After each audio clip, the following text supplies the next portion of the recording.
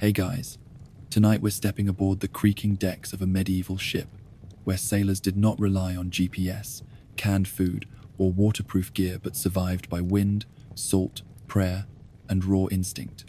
Forget the noble explorers and romantic voyages you see in paintings and movies.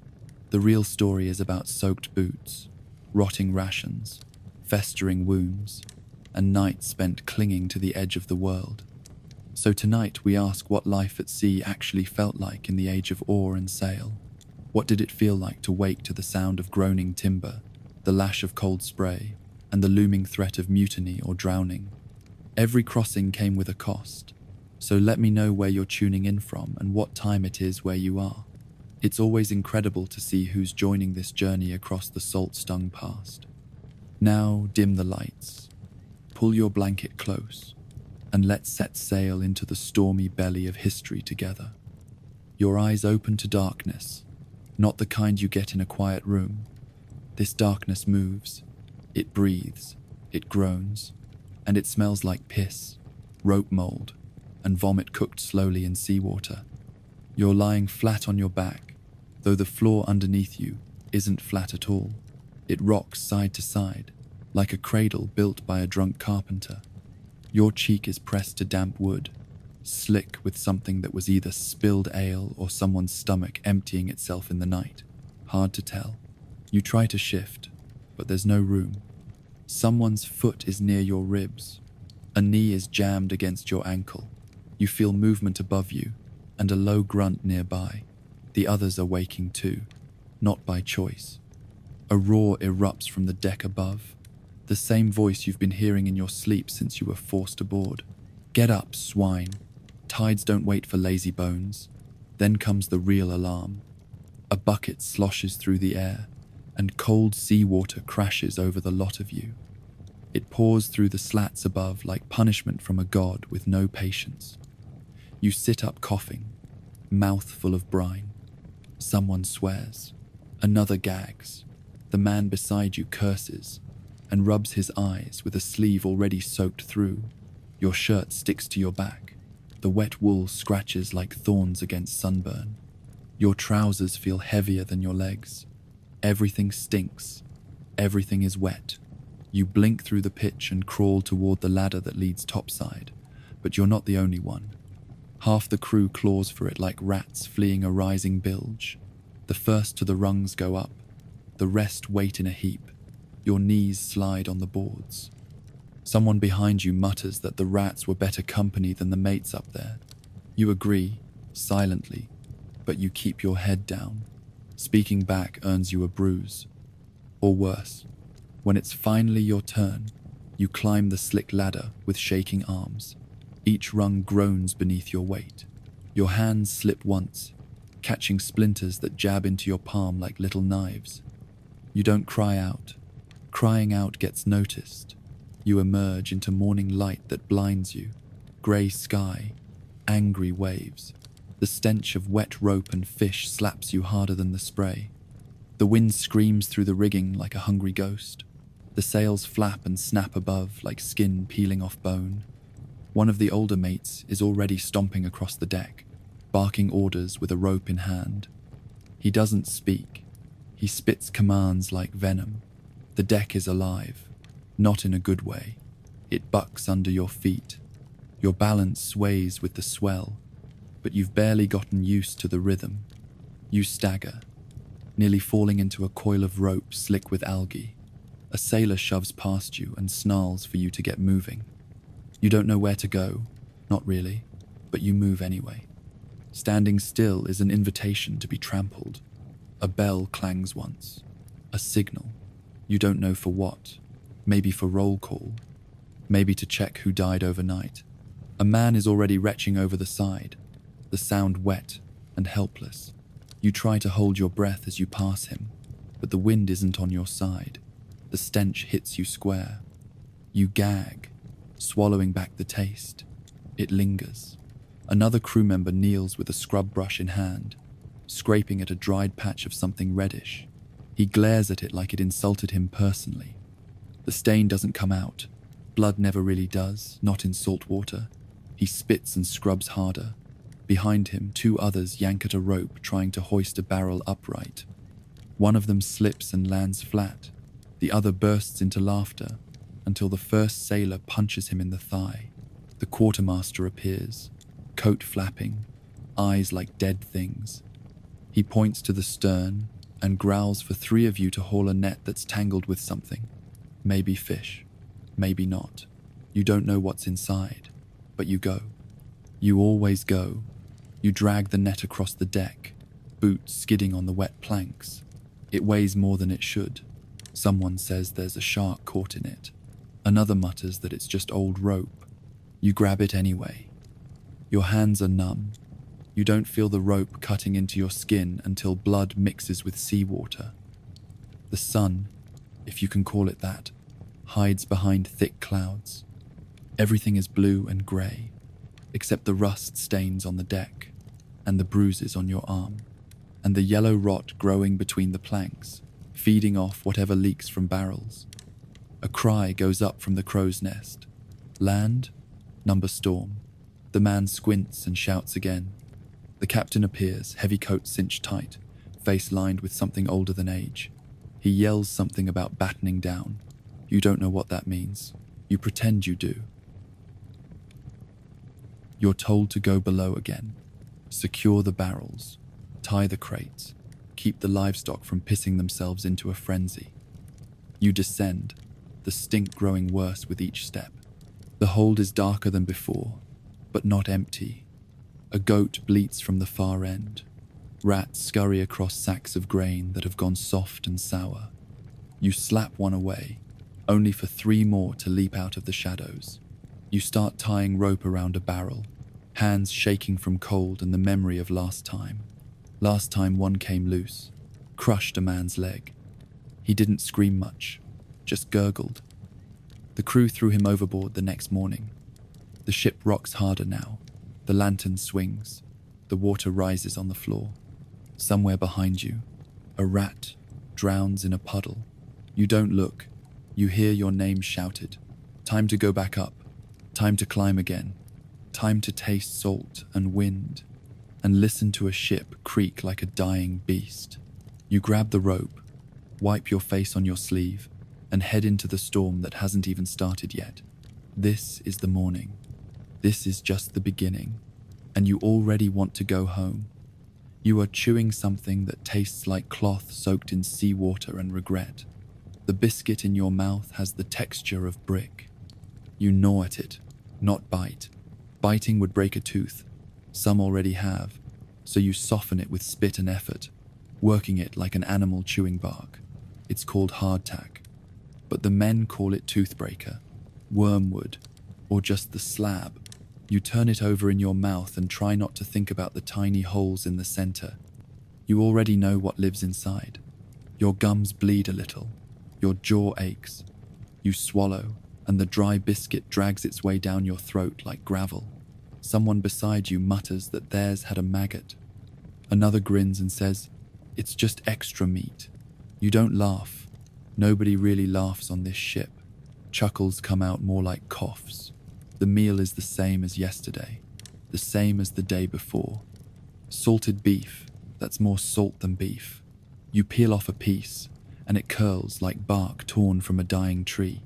It smells like the inside of a wound. The fat is yellow and sour.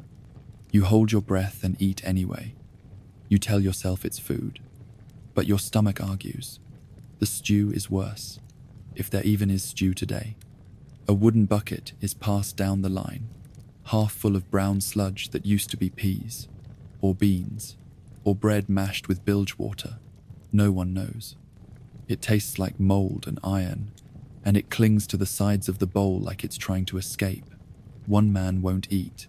He just stares at it, lips dry, eyes sunken, says he saw something moving in the spoon. Someone else grabs it from him and eats it anyway. Hunger wins every time. You remember what food used to taste like. Crusty bread, roasted meat, apples that didn't have bruises the size of fists. That memory is starting to fade though. You're forgetting how sweet things used to be. A rat darts across the floor. and 2 sailors lunge for it with boots. They miss. One laughs.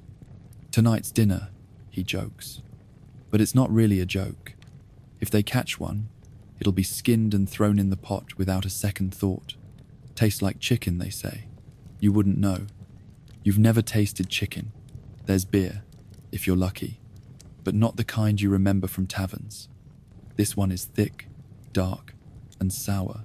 It tastes like old bread soaked in a swamp, but it's safer than the water. The water comes from barrels that haven't been cleaned since the last voyage. You can smell them before they're even opened, a tang like wet socks and dead fish. But you drink it anyway, because the thirst doesn't care, and the sickness that comes after is just part of the routine. Some men mix the beer and water and call it sailor's wine. Others just gag and go dry. You know one man who stopped eating entirely, said his guts couldn't take it anymore. He curled up by the crates and shook all night, teeth clattering like dice in a cup. By morning, he wasn't moving. They rolled him onto a canvas sheet and dragged him up. No prayers, no ceremony, just over the side. The sea takes everything. The cook is a man who hasn't smiled in weeks. His fingers are stained and his knife is always dirty. You've seen him scrape green fuzz off a loaf and serve it anyway. Once, someone caught him using seawater to stretch the stew. No one complained. They just kept eating. There's no such thing as hunger here, not the kind you knew before. This hunger digs into your bones and stays there. It makes you dream about bread, about meat with fat that melts in your mouth. You'd give a month's wages for an onion, even a rotten one. You trade with others when you can. A scrap of pork for a wool glove, a half-dry biscuit for a nail to use as a toothpick. Once, someone offered to trade a boiled leather shoe for a sip of vinegar. You almost took it. The smell of the galley never leaves your nose. Smoke, rot, grease, a tang of blood and mold, and something older, deeper, like sickness in the walls. You wipe your hands on your shirt and taste it anyway. There are days when nothing is served. The sea is too rough, the fire won't stay lit, or the stores were eaten by rats. Then you go to sleep with your belly howling and your mouth dry. You lie on the floor and listen to your own stomach argue with the silence. But the worst part is knowing tomorrow won't be better. The food doesn't improve. The stores don't restock. No merchant ship is sailing up beside you with gifts. What you have is what you have, and when it's gone, it's gone. A man once said to you, half mad with hunger, that he saw a fish jump from the sea and land on the deck. He swore he chased it down and bit it raw, said it was the best meal of his life, but you saw the same thing. It wasn't a fish. It was a piece of cloth torn from a sail, soaked in spray and flapping like something alive. He's still on board, but he doesn't talk anymore. Some nights, someone sneaks a piece of jerky from their pouch. Something saved, something secret. You can smell it before you see it, and that's the danger. The scent draws attention. Within seconds, 6 men are staring. One reaches for it. A fight breaks out. Blood, teeth. The jerky falls into the bilge water and is lost. You all go back to your corners. You don't speak of it again. A boy asks when the fruit is coming. He means the dried apples they gave out before departure. You laugh once. You forget he's serious. Then you remember he's only 12. He's not going to make it. You chew another biscuit. A piece breaks off and cuts your lip. You taste blood and salt and chalky dust. You keep chewing. You tell yourself it's food. But your stomach still argues. You are hungry again. You were hungry yesterday. You were hungry when you boarded. You will still be hungry when you die.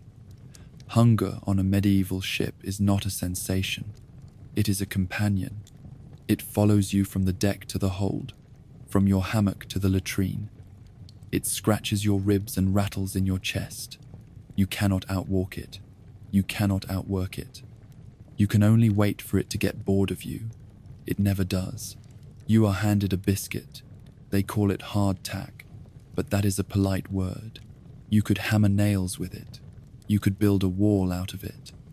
You could not eat it, not without losing a tooth or two. But you try. You always try. You raise it to your mouth. It smells like dust and old air. You knock it on the table and it echoes. That should not happen. Food should not echo. You crack it on the edge of the bench to break a corner off. It resists. You press harder. It finally snaps. The inside is powdery and rough, but not empty. There are worms. You squint at the little tunnels wriggling through the pale biscuit. White larvae squirm where flour once lived. You pause. You feel your stomach lurch. But you do not throw it away. No one throws it away. You close your eyes. You put it in your mouth. You chew. The worms taste like nothing. The biscuit tastes like boredom, like brick dust and regret. Your teeth do most of the work. Your jaw cracks. A molar flares in pain. You keep going. You have to. You need the calories, even if they come with legs. Around you, others chew in silence. Some dunk the biscuit in water to soften it. The water is brown. A few use their spit. One man soaks his biscuit in the beer ration. It fizzes slightly. He drinks it anyway. It helps. Or it does not. Either way, he swallows. The cook is a round-shouldered man who does not look anyone in the eye. His face always seems sweaty, even in cold weather. He has 2 fingers missing. No one knows if he lost them in a knife accident or fed them to rats in a fit of madness. He stirs a pot with a wooden spoon the size of a club. What is in the pot is not stew. It is more like mush, with a smell. The meat, if it can be called that, comes out in grey strips. It was salted months ago when it was fresh, or at least not rotten. Now it is so tough it needs to be sawn apart, not cut. You get a piece. It is hard at the edges and slimy in the middle. You smell it. You should not have. You chew it anyway. It squeaks against your teeth. You swallow half chewed. It scrapes its way down your throat. It lodges halfway. You cough. You choke. You finally force it down. The man across from you grins with missing teeth. He says it was horse meat last week. You ask if he is joking. He says he does not remember. You believe him. Sometimes when the barrels are opened, the smell hits before the lid is fully lifted. That tang of rot, mold, brine, and something sourer than death. It clings to your clothes. It sneaks into your dreams. And yet you line up anyway. The beer is served in wooden mugs with cracks so deep they sometimes leak before you get a sip. It is not beer-like in the taverns. It is flat, dark, and smells like boiled grain mixed with dishwater. Still, it is safer than the water. The water is stored in barrels that have gone green on the inside. A sailor once joked that there was more algae in the barrel than in the sea. You laughed until you saw the barrel. Then you stopped laughing. You drink anyway. The water stings your tongue with its sourness. The beer makes your belly heavy, and not in a good way, but it quiets the hunger for a few minutes. Sometimes that is all you need. The salt is everywhere. In your bread, in your meat, in your sweat, in your sores. Your tongue is constantly dry. Your lips crack. You lick them out of habit, only to taste the sea again. Some nights the cook finds an old onion, soft and weeping from its own rot. He chops it anyway, and stirs it into the gruel. It is the best meal you have had in days. It makes your eyes water and your mouth ache with craving. You think about it for hours after. You dream of onions now. A rat runs across the galley floor, and no one moves to stop it. Some consider chasing it. Most just watch. They know it is too fast, and they are too tired. One sailor whispers that if he catches one, he will roast it whole. Another mutters that he will eat it raw if he has to. The boy from below deck, no more than 12, sits beside you with a half-eaten biscuit in his hand. His fingers are trembling. He bites into it like it might bite back. You ask him if he has eaten today. He nods without looking up. He is lying. You think of offering him some of your meat, but you do not. You need it. He needs it too, but you really need it. He has his youth.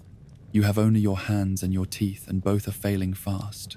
The hunger sharpens your senses and dulls your mind. You start counting crumbs. You start watching others eat with something close to hatred.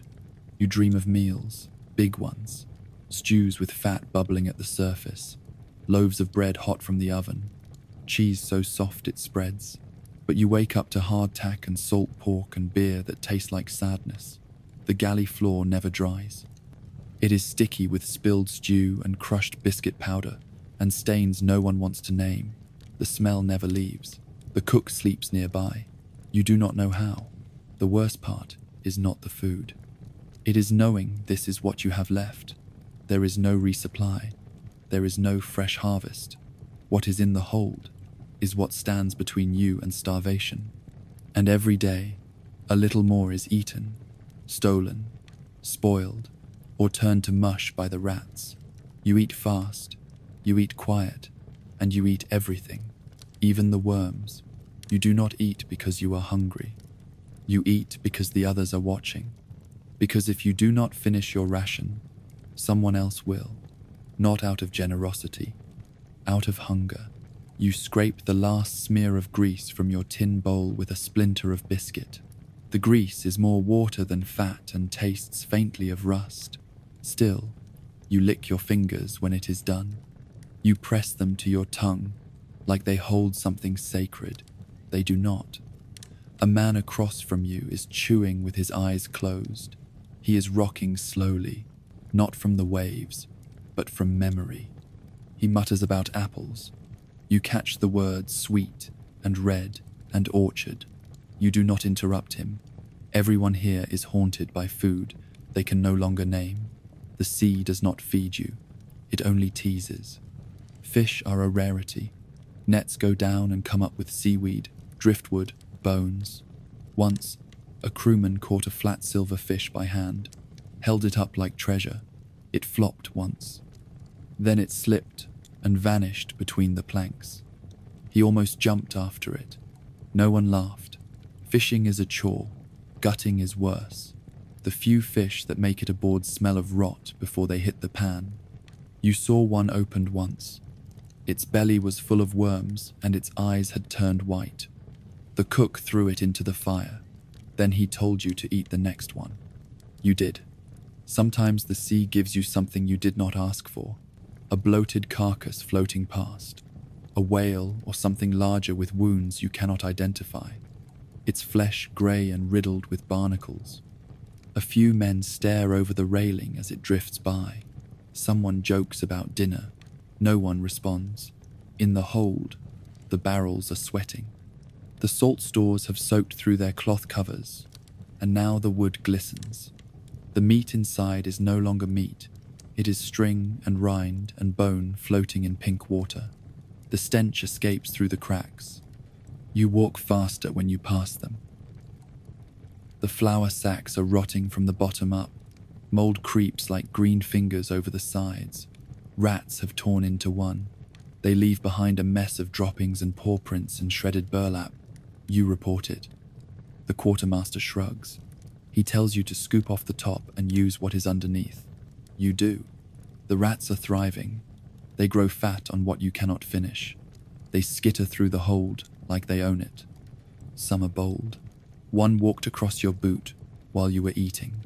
You tried to kick it and missed. It bit your toe in return.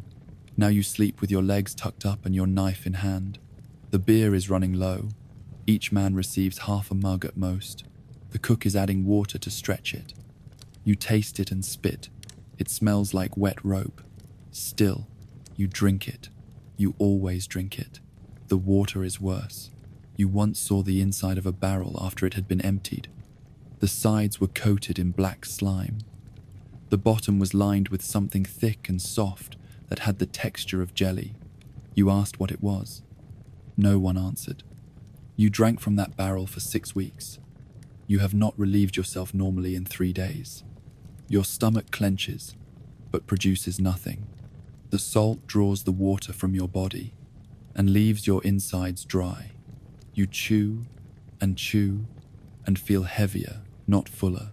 A man once collapsed beside the mast from the effort of swallowing. They left him there until the next shift. Salt pork is the most common meal now. Chunks of meat so soaked in brine, they turn pale and rubbery. You boil it in water until the scum rises to the top.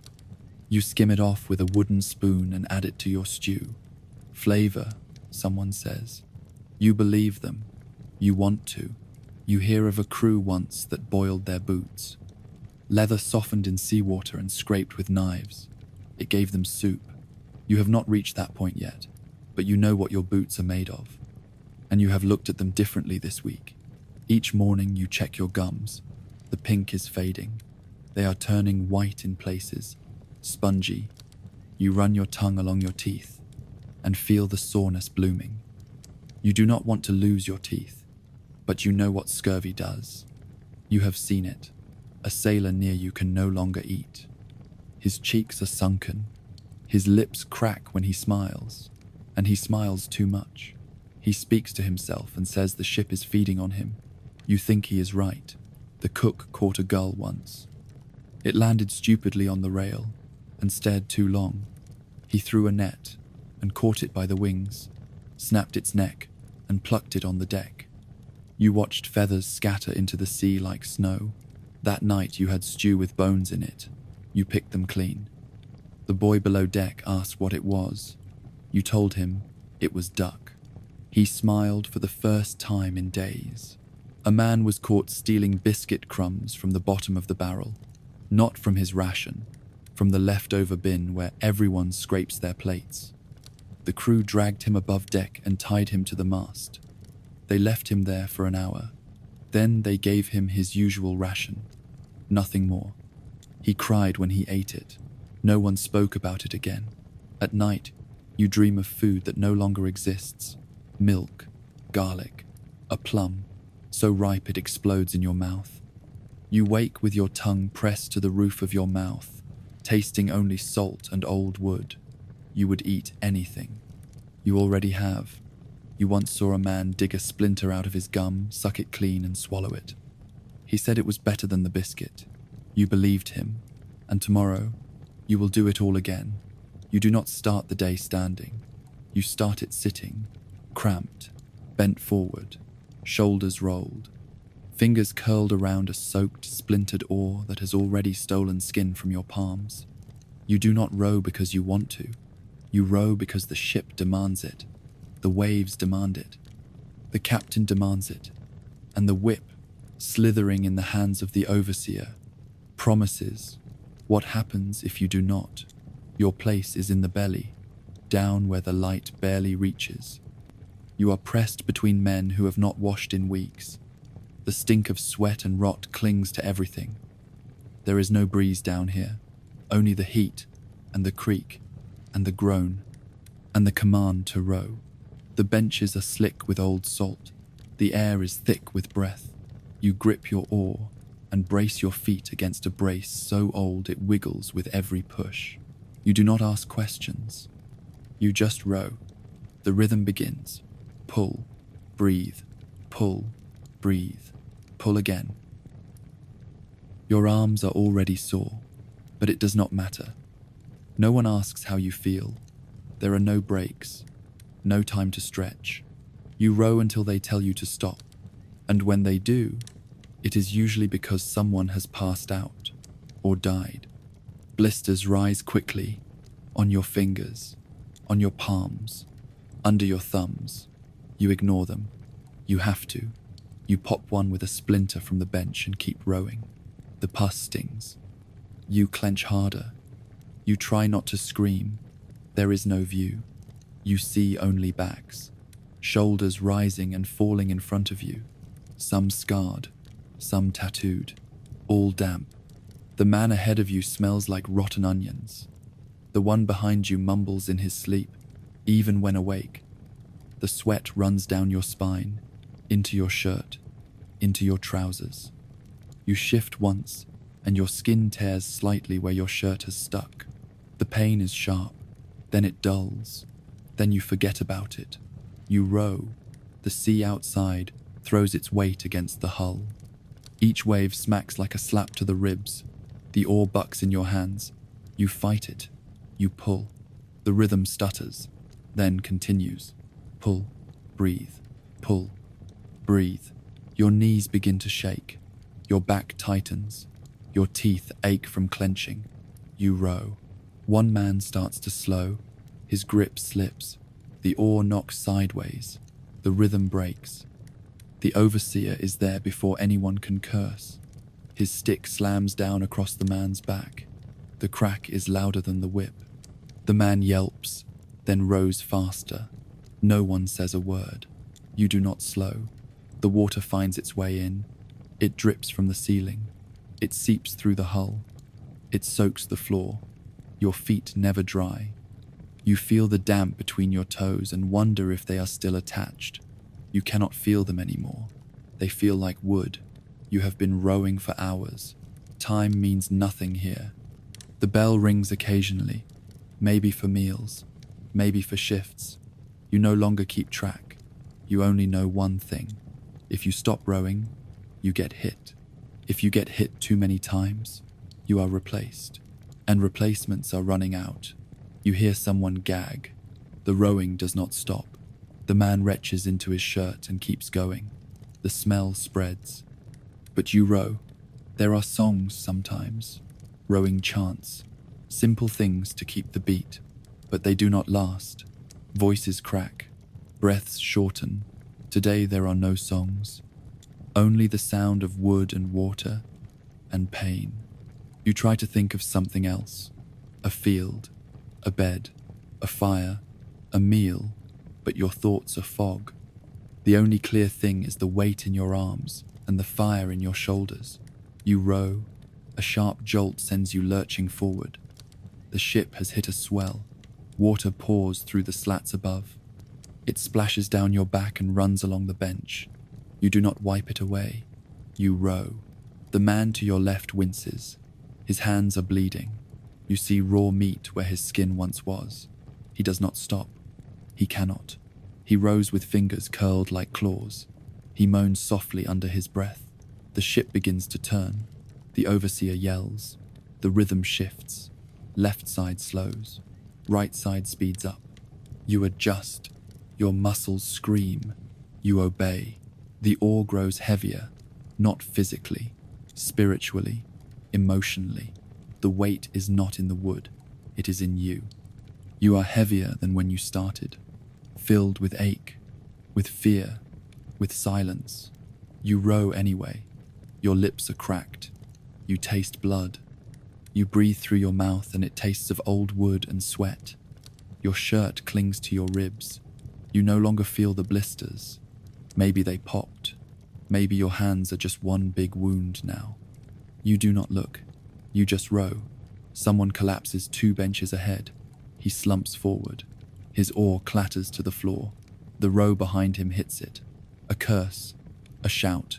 The stick comes down again. 2 strikes. Then silence. The man is dragged out. Someone takes his place. You keep going. You imagine your muscles detaching, snapping loose like worn ropes. You imagine your arms falling off entirely. You would still row, with your legs, with your jaw, with your teeth, anything to keep the rhythm. The man beside you is crying. You do not look at him. You pretend not to notice. You both keep rowing. The bench creaks beneath you. Your knees ache. Your toes are numb. Your hands slip. You catch the oar again and grip harder. The wood bites back. You row. The hours blur.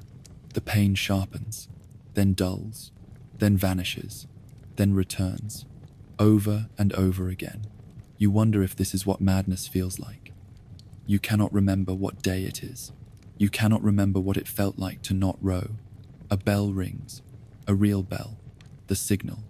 Your shift is over. You let go of the oar, and your arms scream. You try to stand, and your legs buckle. You lean against the man beside you. He leans back. Together, you limp out of the hold. You climb the steps one by one. Light hits your face. It hurts. The air smells of fish and salt and mold. It smells like home now. You made it through the shift, but you are not free. You will be back here tomorrow, and the oar will be waiting. You do not sleep. You collapse. After rowing, you slump into your corner of the lower deck and sink into the damp boards like they are feathers. They are not. They are wet and warped and cracked with years of feet and filth. Your body molds to them anyway. Your arms tremble long after you stop moving. Your fingers twitch. Your shoulders feel like someone poured boiling oil into your joints. Your back stiffens with every breath. You shift once and feel your spine pop like old rope pulling tight. You try not to scream. Again, there is no balm, no salve, no warm bath waiting. You reach into your sack and pull out a dirty cloth. You wrap it around the worst of your blisters. The cloth is stiff. You think it used to be white. You tie it tight and hiss through your teeth. Someone near you is muttering, a prayer maybe, or a curse. It is hard to tell. You hear the word mercy. It does not belong here, not on this ship. The wind picks up outside. You feel it through the wood. It howls and presses its cold fingers between the cracks. The ship groans like a wounded animal. You know what that means. There is a storm coming. You hear it before you feel it. The sea slaps the hull with new anger. The ropes above tighten and creak like bones snapping in slow motion. The mast bell rings once, twice, then again, frantic and sharp. Someone shouts. Everyone moves. There is no rest during storms. You are dragged out of your corner by the call to row. Again. Already. Your muscles scream.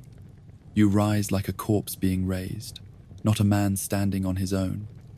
You limp to your bench, the same one, the same soaked seat, the same oar. Your hands do not want to close. You force them. You grip the oar again and feel the familiar sting where skin should be but is not. The man next to you is groaning already. He did not get a full hour of sleep. Neither did you. The storm hits harder now. You feel it in your lungs, in the way the ship bucks like a frightened beast. Water sprays through the seams in the deck. The air is colder, sharper, full of salt and screams. Row. You do not wait for the command.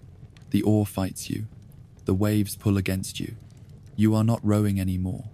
You are wrestling. You dig your feet into the brace and yank with every shred of strength you have left. The overseer is soaked. His stick still swings. Wet or dry, he does not miss a beat. The ship lurches. A wave crashes over the upper deck and floods the passage above. A rush of water pours down the steps and slaps the men on the lower deck in the face. You blink through it. Your tongue tastes blood and salt and old sweat. Row. The chant begins again. Not with voices, but with motion. The rhythm, the pattern, the curse of it. Pull, breathe. Pull, breathe. Pull, breathe. Over and over. Your hands are torn now, not blistered. Torn. Flaps of skin hang from your knuckles. Your nails are blackened. The callus is cracked and bleeding. You row anyway. A man vomits behind you. It splashes across your boots. You do not stop. You do not even flinch. You are used to it. Your nose no longer reacts. Your stomach is too empty to join in. The storm grows. Lightning splits the sky. You see the flash through the cracks in the hull. It lights the faces around you for a second. Hollow, ghostly, dead-eyed. Thunder follows like a cannon shot. The ship jumps under your feet. The oars slap water with panic now. No rhythm, just chaos. You are screaming, and you do not realize it. The oar slips in your hands. You catch it, barely. You lean forward, pull again. You grit your teeth so hard you think one cracks. Someone falls off their bench. The oar flies out of its socket. It spins, hits someone else. Blood, a scream, more shouting. The overseer stomps across the flooded deck. He swings his stick blindly. It hits wood. Flesh. No one knows. No one cares. Row. You row through the pain, through the cold, through the stench. You feel your body fading. You feel the world narrowing. The ship is not a vessel anymore. It is your entire universe. Just wood and salt and blood and weight. The sea slams the hull again. The boat tilts. Water pours in. You see it rush past your boots like a river. The floor is nearly ankle deep now. And still you row. You lose count of the hours. The man beside you slumps forward. He does not get up. No one moves to help him. The oar stays in his hands like a cruel joke. He might be asleep. He might be dead. No one checks. You do not check. You just adjust your rhythm. You row. Your vision blurs. The sweat runs into your eyes and stings. Your breath is ragged, shallow. Your ribs feel like they are bending inward. You close your eyes and row. The storm fades eventually. The wind weakens. The rain lessens. The sea calms. But the pain does not leave. It settles deeper. Into your joints. Your spine. Your soul. You are told to stop. You drop the oar. It falls from your hands like a burden laid down at last. You try to stand. You fall. You try again. You crawl up the steps. Your knees scrape against wood. Your breath catches. You reach the top. The sky is grey. The sea is black. The ship looks like it survived a battle. Ropes flapping loose. Buckets spilled. Bodies slumped. Men moaning. One vomiting over the rail. One praying to a god that is not here. You slump to the deck. You curl up. You sleep. But only until the bell rings again. Because the oar is waiting. And it will not row itself. The sea does not rock you gently. It heaves you. It hurls you. It lifts your stomach to your throat and then drops it into your boots. You are not walking anymore. You are staggering, stumbling, lurching from one handhold to the next, bent over and pale. You puke over the side. You puke again. Your stomach is empty. You keep going. Your body retches until your ribs ache and your throat burns. Someone pats your back. Someone else laughs. A third man leans over and pukes beside you. Misery loves company. Vomit breeds community. You wipe your mouth with your sleeve. It smells like old grease and worse things. You gag again. The sea is calm, they say. This is calm. You have no idea what rough feels like yet. The air tastes like salt and sickness. Every breath feels thick.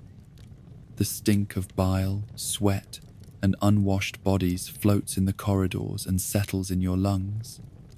You cannot get rid of it. It lives here now. You try to walk again. The floor shifts beneath you. Your legs feel like they belong to someone else. Your knees are soft. Your balance is gone. You grip a rope. You cling to it like it is a lifeline. You hear it behind you. The sound of someone puking into a bucket. The splash. The groan. The whimper. Then silence. Then another one. You have learned to ignore it. Everyone pukes at some point. Even the tough ones. Even the ones with arms like tree trunks and teeth filed down for brawling. The sea humbles them all. Some men puke every morning. It is how they start their day. A quick prayer. A dry heave. A mouthful of spit. Then back to work. The only difference is some do it loud and some do it quiet. You are in the loud group. For now. One man says he has not eaten in 3 days because it just comes back up. Another says he has made peace with it. He eats knowing it will be brief. He chews fast and stands near the railing. Efficiency, he calls it. You pass a man lying on his back with a wet cloth over his face. His lips are green. His chest rises and falls too slowly. You ask if he is alive. The others shrug. If he is not by tonight, someone will throw him over. The sea does not stop. It swells and sinks and rolls beneath you like a giant breathing in its sleep. You hate it. You fear it. But you must serve it. You are its guest. Its prisoner. The old sailors call it her. They say the sea is a woman.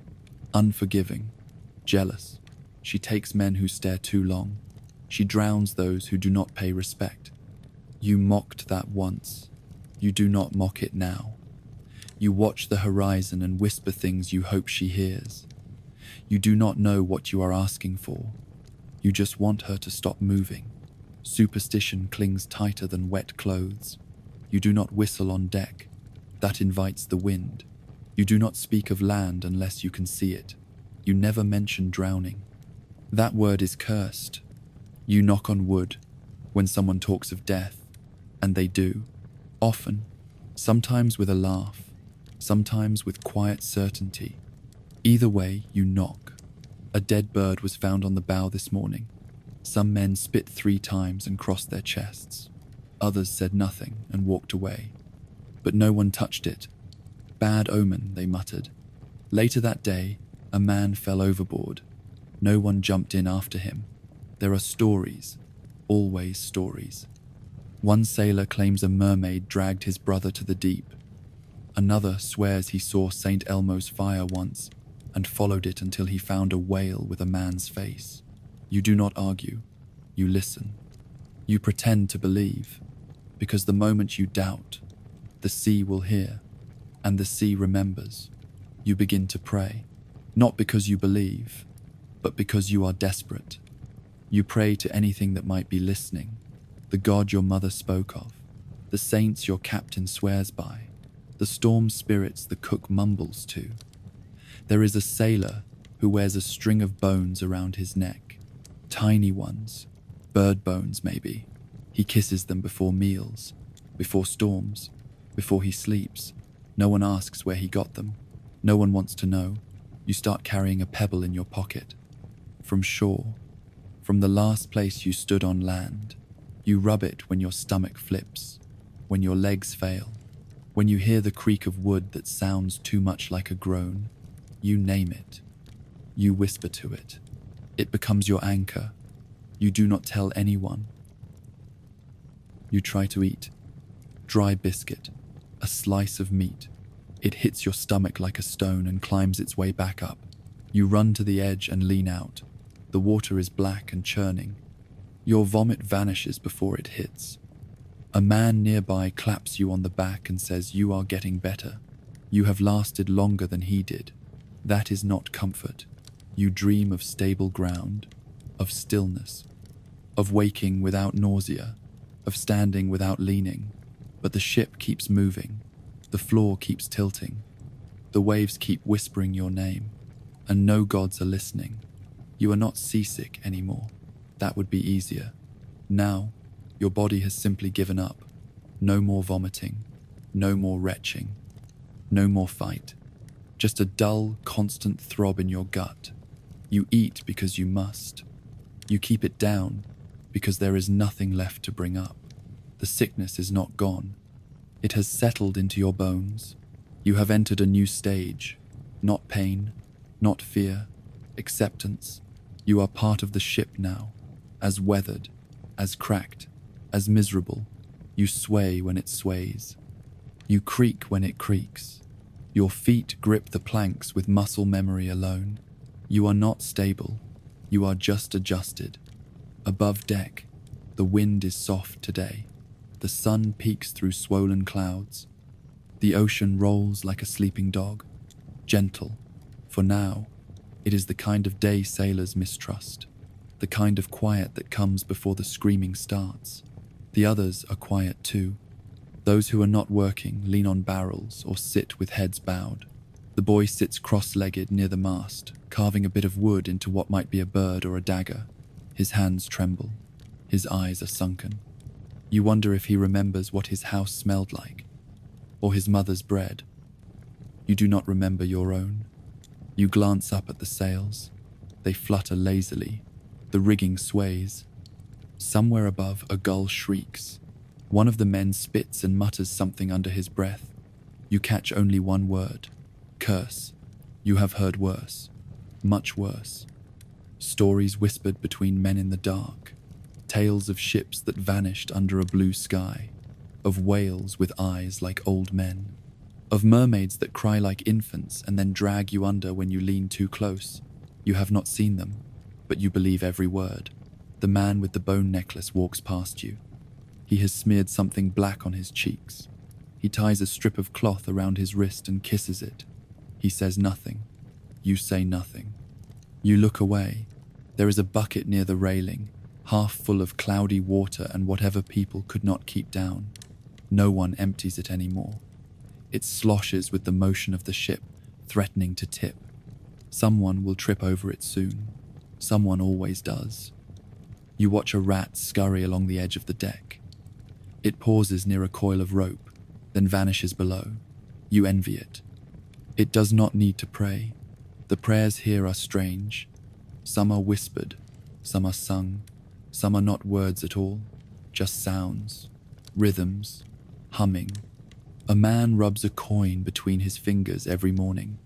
Another ties knots in his beard and unties them slowly as the sun rises. One sailor has not spoken in 2 weeks. He communicates by knocking on wood and spitting at shadows.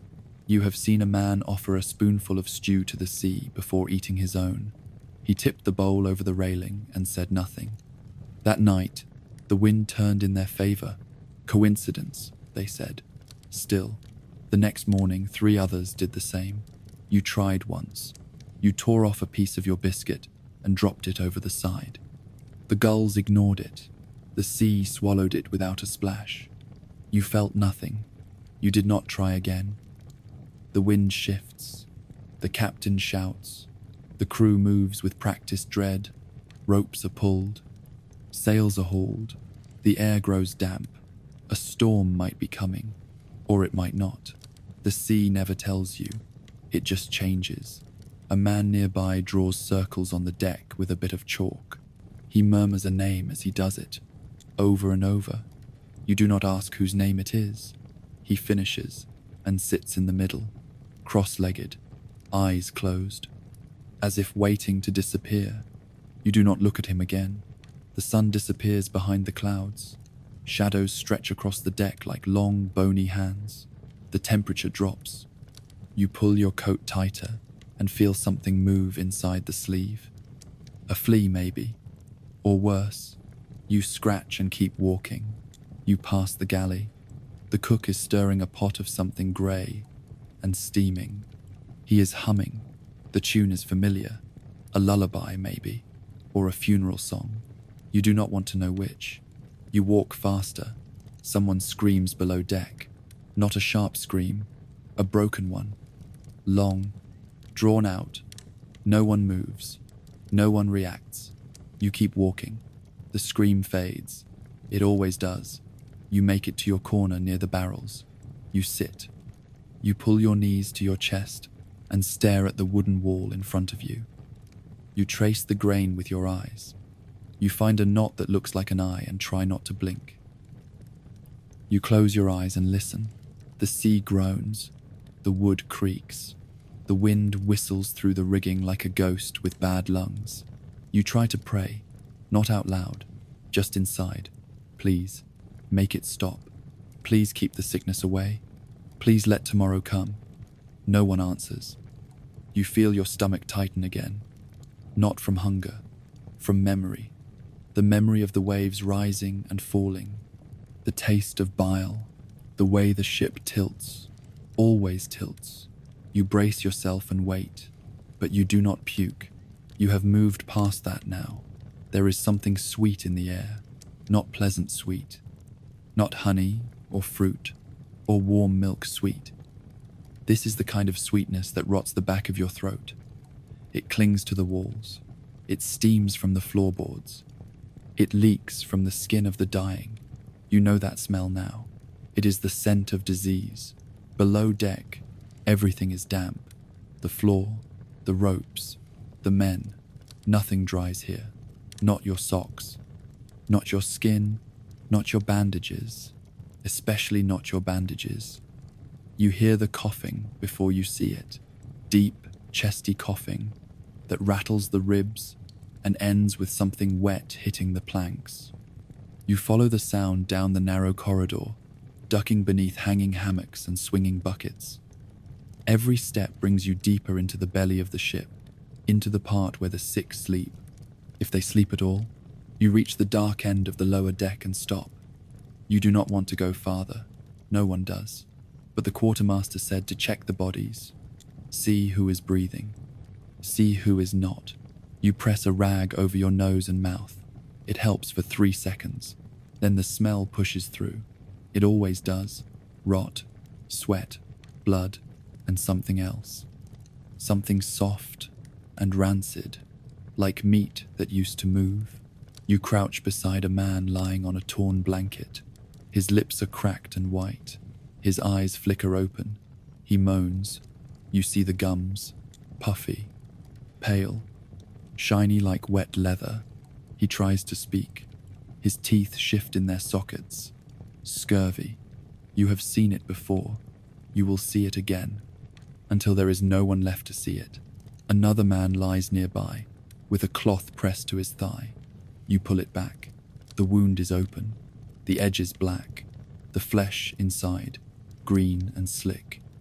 You do not cover it again. You walk away. You were not trained for this.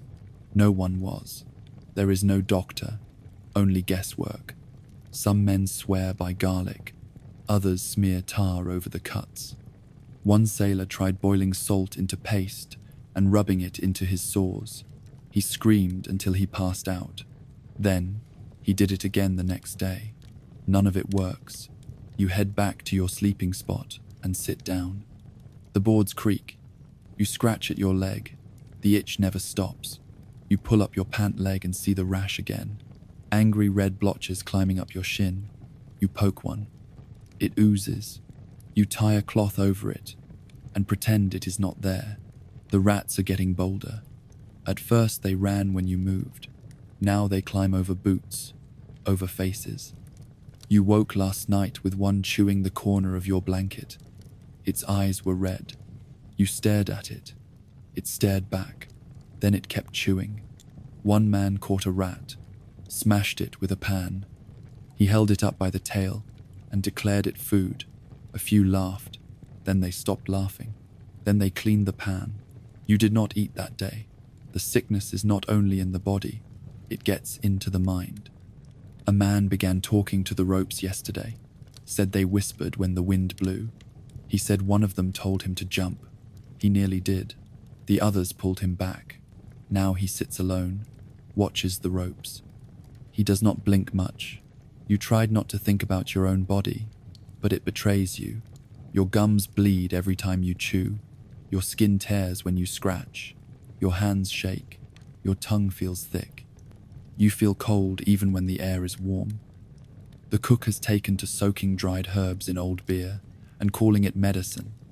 He gives it to the worst of the sick. You tried it once. It made you vomit.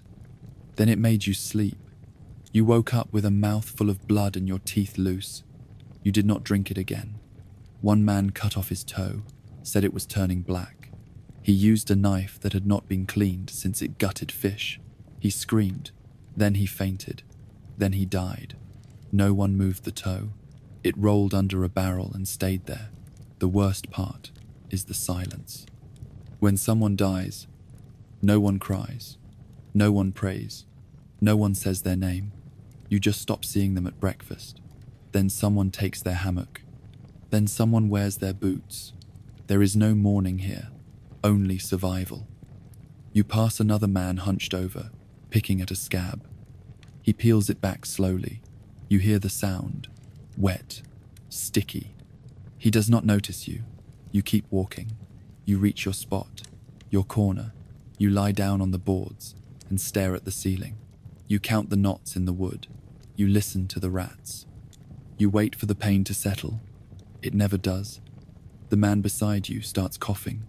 A deep cough, then wet, then a pause, then more coughing. You close your eyes. You do not want to look. You do not want to see what is coming. You already know. You wake up scratching. Not a light, idle scratch. Not something gentle. This is a frantic, desperate tearing at your own skin. Your fingers dig into your forearm like claws. You feel the sharp sting of blood beneath your nails. When you pull your hand away, there's a crescent of raw red flesh where the skin used to be. You do not remember starting, but now you cannot stop. The itch is everywhere, in your scalp, under your arms, between your toes, in places you cannot reach without twisting yourself into knots. You think of lice, of fleas, of something worse. You think of eggs hatching just under the skin. You check. You do not find anything. Not that it matters. Someone nearby groans in their sleep, or maybe they are awake. No one sleeps well down here. The air is thick and slow and wet. It sticks to your chest when you breathe. The ceiling drips. The walls sweat. Every surface feels like it has been licked by something sick. You push yourself upright and rub your face. Your beard is patchy now, thinner than before. Some of the hair came out in clumps yesterday when you ran your fingers through it. You try not to think about it, but it is getting harder to lie to yourself. You are falling apart. You step into the aisle between the hammocks and barrels. Your knee pops. Something shoots through your leg like a hot nail. You limp. You always limp now. One leg has started to swell. The ankle looks like a fist stuffed under your skin. The others are awake. No one talks. They just sit, or pick at sores, or stare at the floor.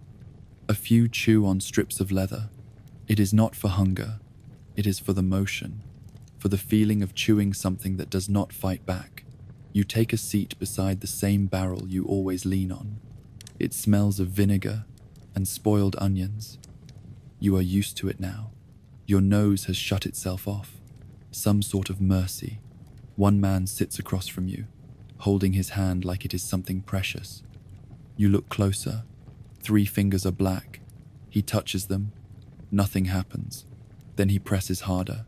Still nothing. He smiles at you.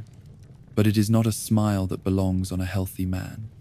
You nod once and look away. He might not be here tomorrow. You scratch your neck again and feel something soft break under your nail. You wipe your fingers on your sleeve. The stain is dark and warm. You do not check what it was. You do not want to know.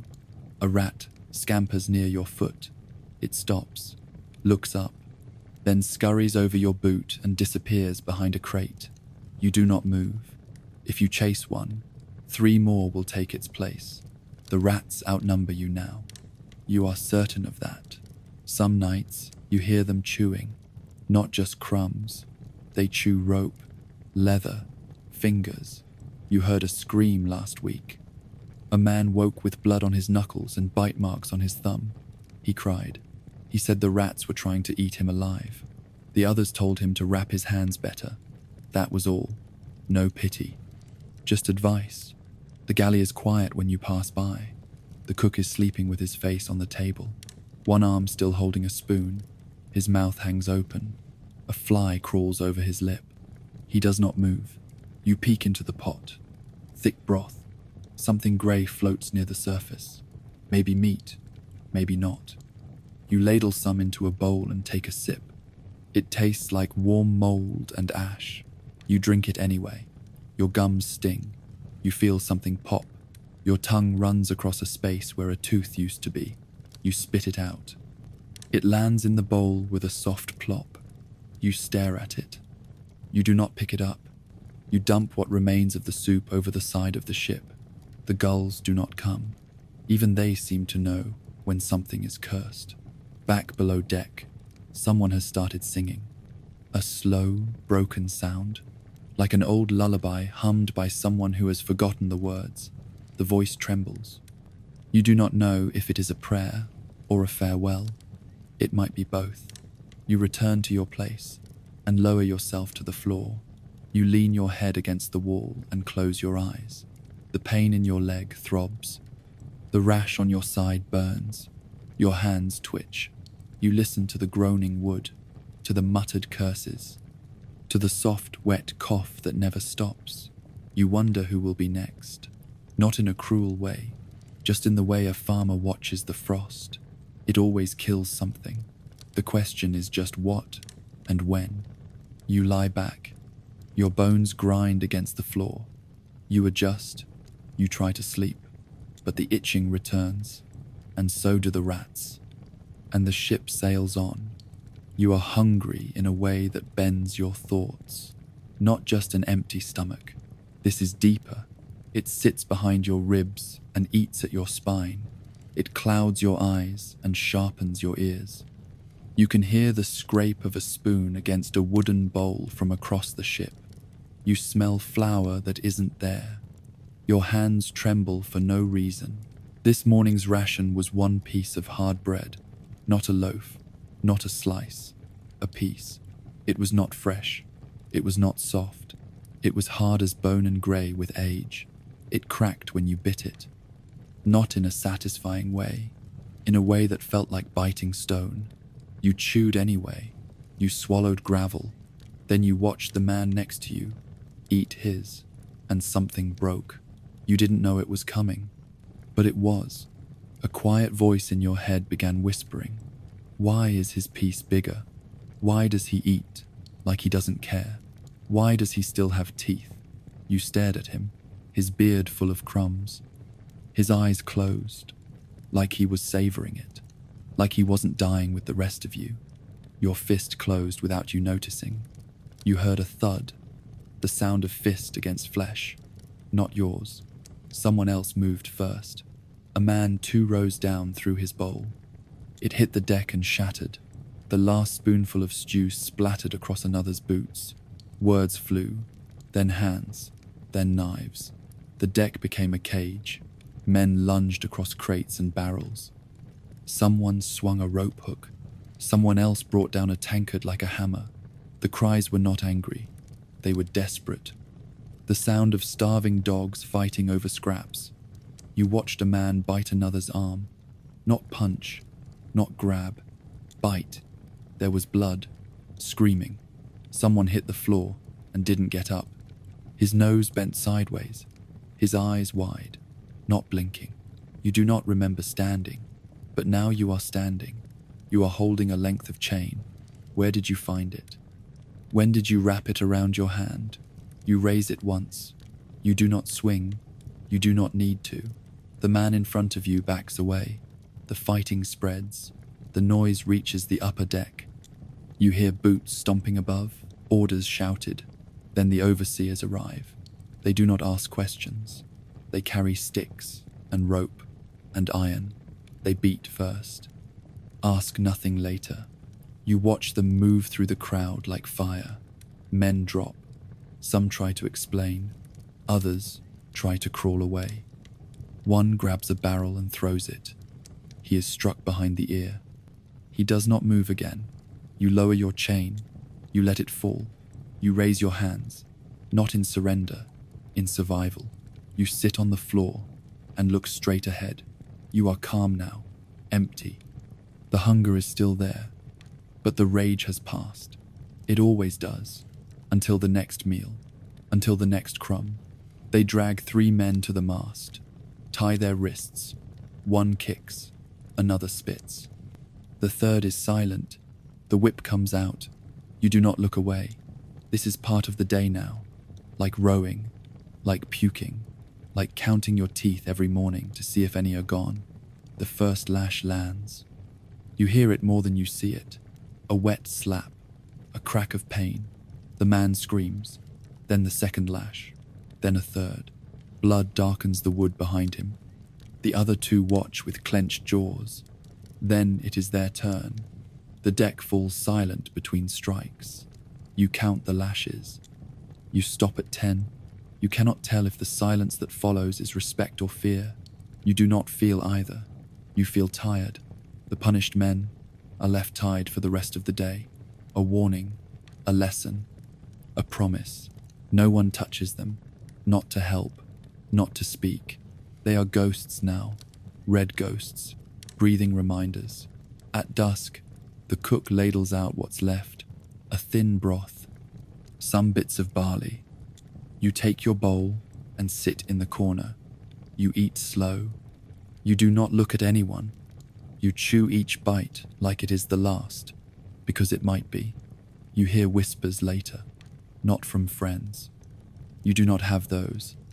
From men who have not given up yet, men who speak in low tones, in corners, with eyes that dart like rats.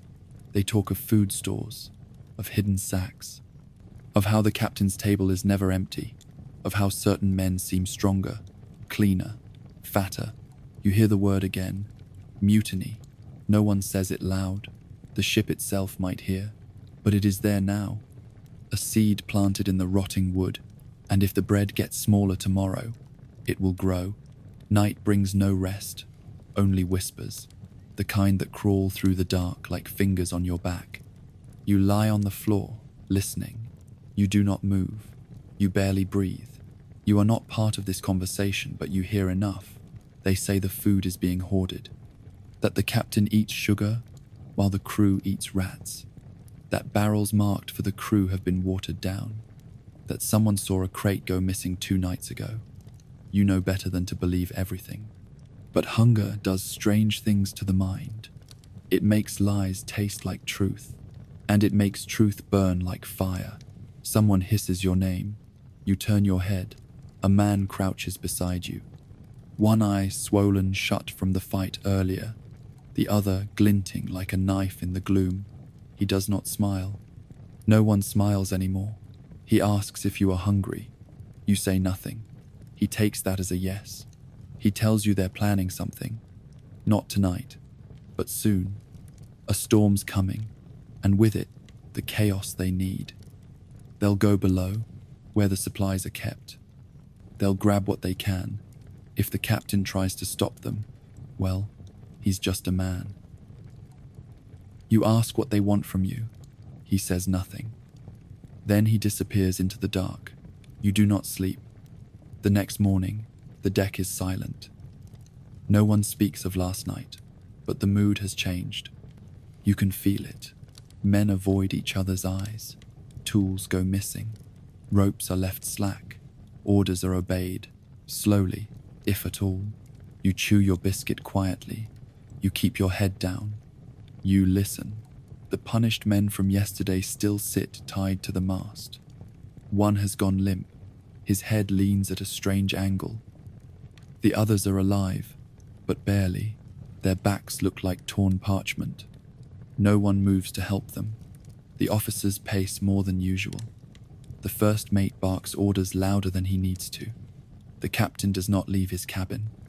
Rumor says he is afraid, that he has started locking the door even during daylight. The rats are brave now. One scurries right across the captain's chart table during supper. No one stops it. You see a knife passed from hand to hand beneath a pile of ropes. You see a bag tucked under a barrel, then quietly moved behind a crate. You hear a man mutter that he would rather die fighting than rotting. You see fewer prayers today, and more sharpened tools. Then it happens, not with a scream, not with a bell, with silence. At dusk, a small group vanishes down the stairs to the lower hold. No one follows. No one stops them. Not yet. The rest of the crew pretends not to notice. You stare at the horizon. You try to breathe normal. Then the shouting begins. You hear crates splitting, chains clanging, a voice crying out in pain. Then a crash. Then more footsteps. Someone runs past you. His face is red, his arms full of salted fish. Then the crew moves, not as a group, as a mob. You are swept forward by the current of bodies. Elbows jam into ribs. A man pushes you down. Another pulls you up. You do not know why you are running, but you are. Down into the belly of the ship, where the food is. It is chaos. Crates smashed open, barrels split, men fighting over bags, hands grabbing whatever they can reach. One man punches another over a wheel of cheese. Someone is screaming about dried apples. Another falls with a broken jar of honey in his arms. The smell is unbearable, sweetness and blood. You grab something. You do not look. You shove it into your shirt. You reach again. Someone grabs your wrist. You twist free. You swing. You do not know if you hit them. You keep going. Then the officers arrive. They bring clubs and blades. This time they do not hold back. The first man is struck across the face. His nose caves in. He falls. A second is grabbed by the collar and slammed into a wall. Teeth spill from his mouth. A third raises a knife. He does not lower it. You press yourself against the hull. You try to disappear. You hold your breath. You wait for the screaming to stop. It takes longer than it should. When the dust settles, 5 men are bleeding on the floor. 2 are not moving. The rest are hauled up, dragged out, and tied to the railings. One of them cries. He is not crying from pain. He is crying because he lost what he stole. The captain appears. He stands on the stairs, coat wrinkled, hair wild, sword in hand. He does not speak for a long time. Then he says this: "There will be no more second chances." Then he disappears again. You are left in the ruined hold. Your hands are empty, but you survived. That night, no one whispers, no one plots, no one eats. The wind howls outside, but the ship is quieter than ever. You sleep with one eye open and both hands clenched. The post stands at the center of the deck, like it has always been there, weathered, splintered, stained. You do not ask what the stains are. You already know. Every ship has one. It is older than most of the crew, taller than most of the men, smoother at the places where wrists have rubbed it raw, a monument to obedience. This morning, the post waits with ropes already tied.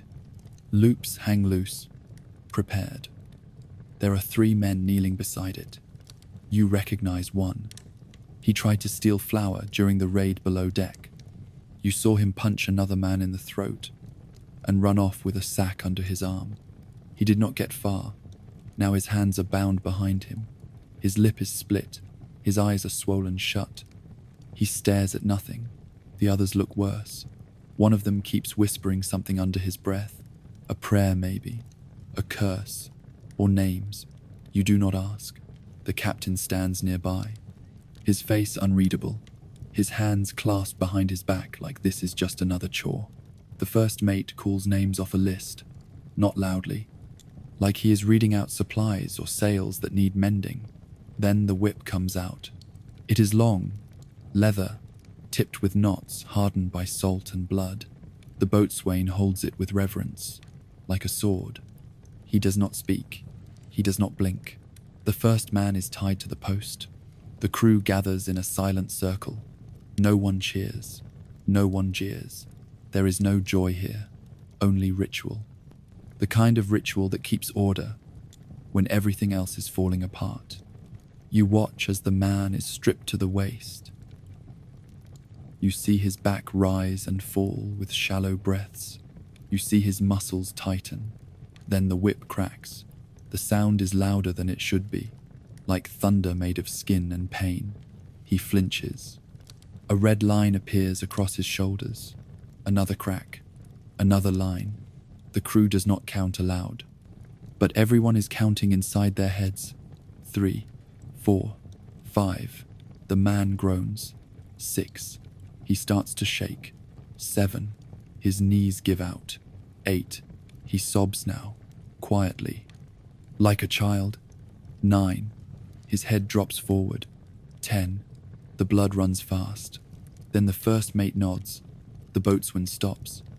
The man is cut loose. He collapses in a heap. No one moves to catch him. He rolls onto his side and curls into himself. A red puddle spreads beneath him. The second man is brought forward.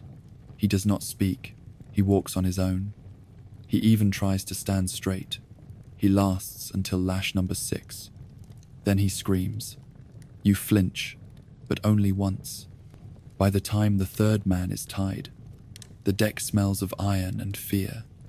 You wonder what the gulls think when they fly overhead and see this. You wonder if they know the difference between man and meat. The third man is the quiet one, the whisperer. They tie him up. The boatswain lifts the whip again, but the third man starts laughing. Not a deep laugh, a high one, sharp. wild. It rises over the crack of the first lash, and the second, he does not stop. Even when the skin on his back opens like torn cloth, he laughs until his throat goes hoarse. Then he gasps once and falls. Silent, he does not get back up. No one checks if he is breathing. He is dragged aside like a broken crate. You stare at the blood smeared across the deck. You do not feel sick. That came weeks ago. You do not feel anger. You lost that after the bread riot. You feel cold. That same creeping cold that has settled in your bones since the day you boarded this ship. The first mate calls out that the lesson is over. The boatswain coils the whip and walks away like a man who just swept the floor. The post remains. Its ropes sway in the wind. You walk past it that night. You do not look. You feel the ghosts of screams still caught in the wood. You return to your corner below deck. You pull the ragged blanket over your shoulders and listen. No one speaks. Punishment does not need to be explained. It is understood, like storms, like hunger, like death. The sound of the whip does not leave your ears. It hums behind your thoughts like a second heartbeat. Every creak of wood, every slap of rope, every footstep on the deck above makes your body brace. Like it is coming again, like it never really stopped. You wake in the dark. You think it is your turn. You sit upright, breath tight in your throat, palms slick, but no one is calling your name, just another dream. You lie back down and stare at the ceiling. You count the boards. 1, 2, 3, 12. Then you lose track. You start again. You try not to think of the man who laughed as the lashes broke his back open. You try not to remember the silence afterward, but your mind plays it anyway. Over and over. In the morning, the ship feels slower. No one rushes. No one speaks. You move through the motions, like an animal trained by pain. Eyes lowered, shoulders tucked in. You are not a man.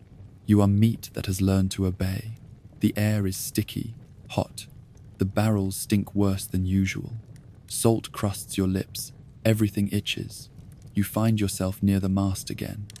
The post is still there, rope stained red, a smear of dried blood running toward the edge of the deck, like a finger pointing to the sea. One of the punished men is still alive. He lies curled near the steps. His back is wrapped in filthy cloth. It has soaked through. You see spots of black where the blood has dried into the fabric. No one has cleaned him. No one has brought water.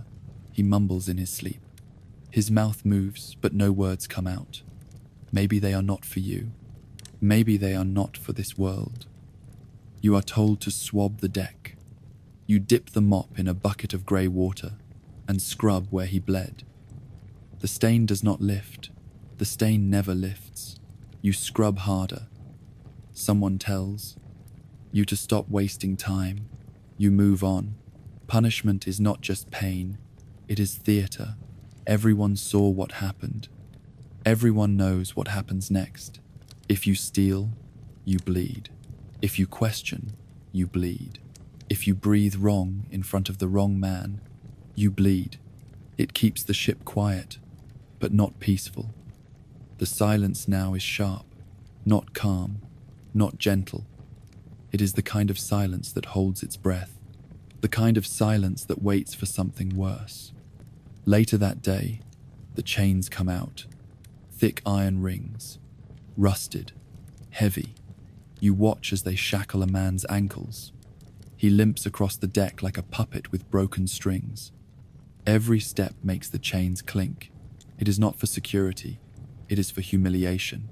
He did not even fight back. He only spoke. He asked why the water smelled like oil. He asked why the rations looked smaller again. He asked where the barrel of apples went. Now he wears chains like a necklace around his feet. You are told to avoid him. Do not speak to him. Do not help him. You obey. You always obey now. Another man is tied to the mast by his wrists. Not flogged, just left there. A warning in case the memory of yesterday fades too fast. The sun cooks him slowly. His skin darkens, blisters, cracks. By dusk, his lips are bleeding from the salt air. He still does not ask for water. He knows better. The captain walks the deck that evening, hands behind his back, boots polished, eyes narrow. He does not speak to the men. He does not need to. His presence alone says, enough. You look at the deck when he passes. Everyone does. When he is gone, the crew breathes again. One man mutters that they should push him overboard. Another tells him to shut up. Then no one says anything. The post creaks in the breeze. The ropes flutter like broken wings. Below, deck, the man in chains tries to sleep. You hear them rattle whenever he shifts. The sound follows you like a whisper. You pull your blanket tighter and pray it is not your name on the captain's tongue tomorrow. You wake with a bruise on your hip. You do not remember how it got there. You taste blood in your mouth. You do not know which tooth is loose this time. You scratch the rash on your ribs and feel the skin flake off like dried leaves. You are still alive, but you are not sure that matters anymore. Punishment is part of the ship. Now, like the sails, like the salt, like the endless creaking of wood that never stops, you feel it watching you, from the mast, from the captain's door, from the eyes of every man who is just waiting for a reason to turn you in. You lie still and wait for morning. The sky changes first. It goes from blue to grey in the span of a blink, then from grey to black in the time it takes to spit. The air thickens. You feel it press against your chest like a hand. Every man looks up. Every man knows a storm is coming, and not a gentle one. You hear it before you see it. A groan from the clouds, low, long, like something ancient is waking up above you. The wind doesn't start slowly. It slams into the ship all at once, a wall of cold, wet air that makes the sails scream. Someone shouts. Orders fly. Ropes are thrown. Buckets clatter. You do not need to be told what to do. You move. You haul. You tie knots with shaking fingers and curse when they slip. The deck tilts harder with every gust. The sky cracks open with white light. Thunder rolls behind it like a growl from the throat of the sea. Rain falls sideways. It hits your face like fists. Your eyes burn from the salt.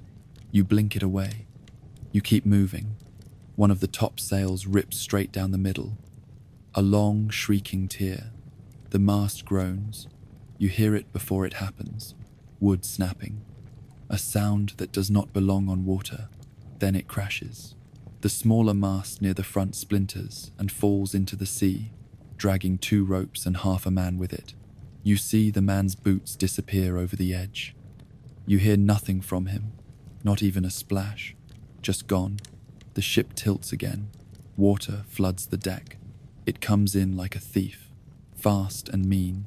It sloshes around your ankles, then your knees, then higher. Someone slips and vanishes beneath the surface. You don't see who. You do not check. You grab a rail and hold on. Your knuckles go white. Your shoulder screams from the strain. A barrel breaks loose and rolls toward your face. You duck just in time.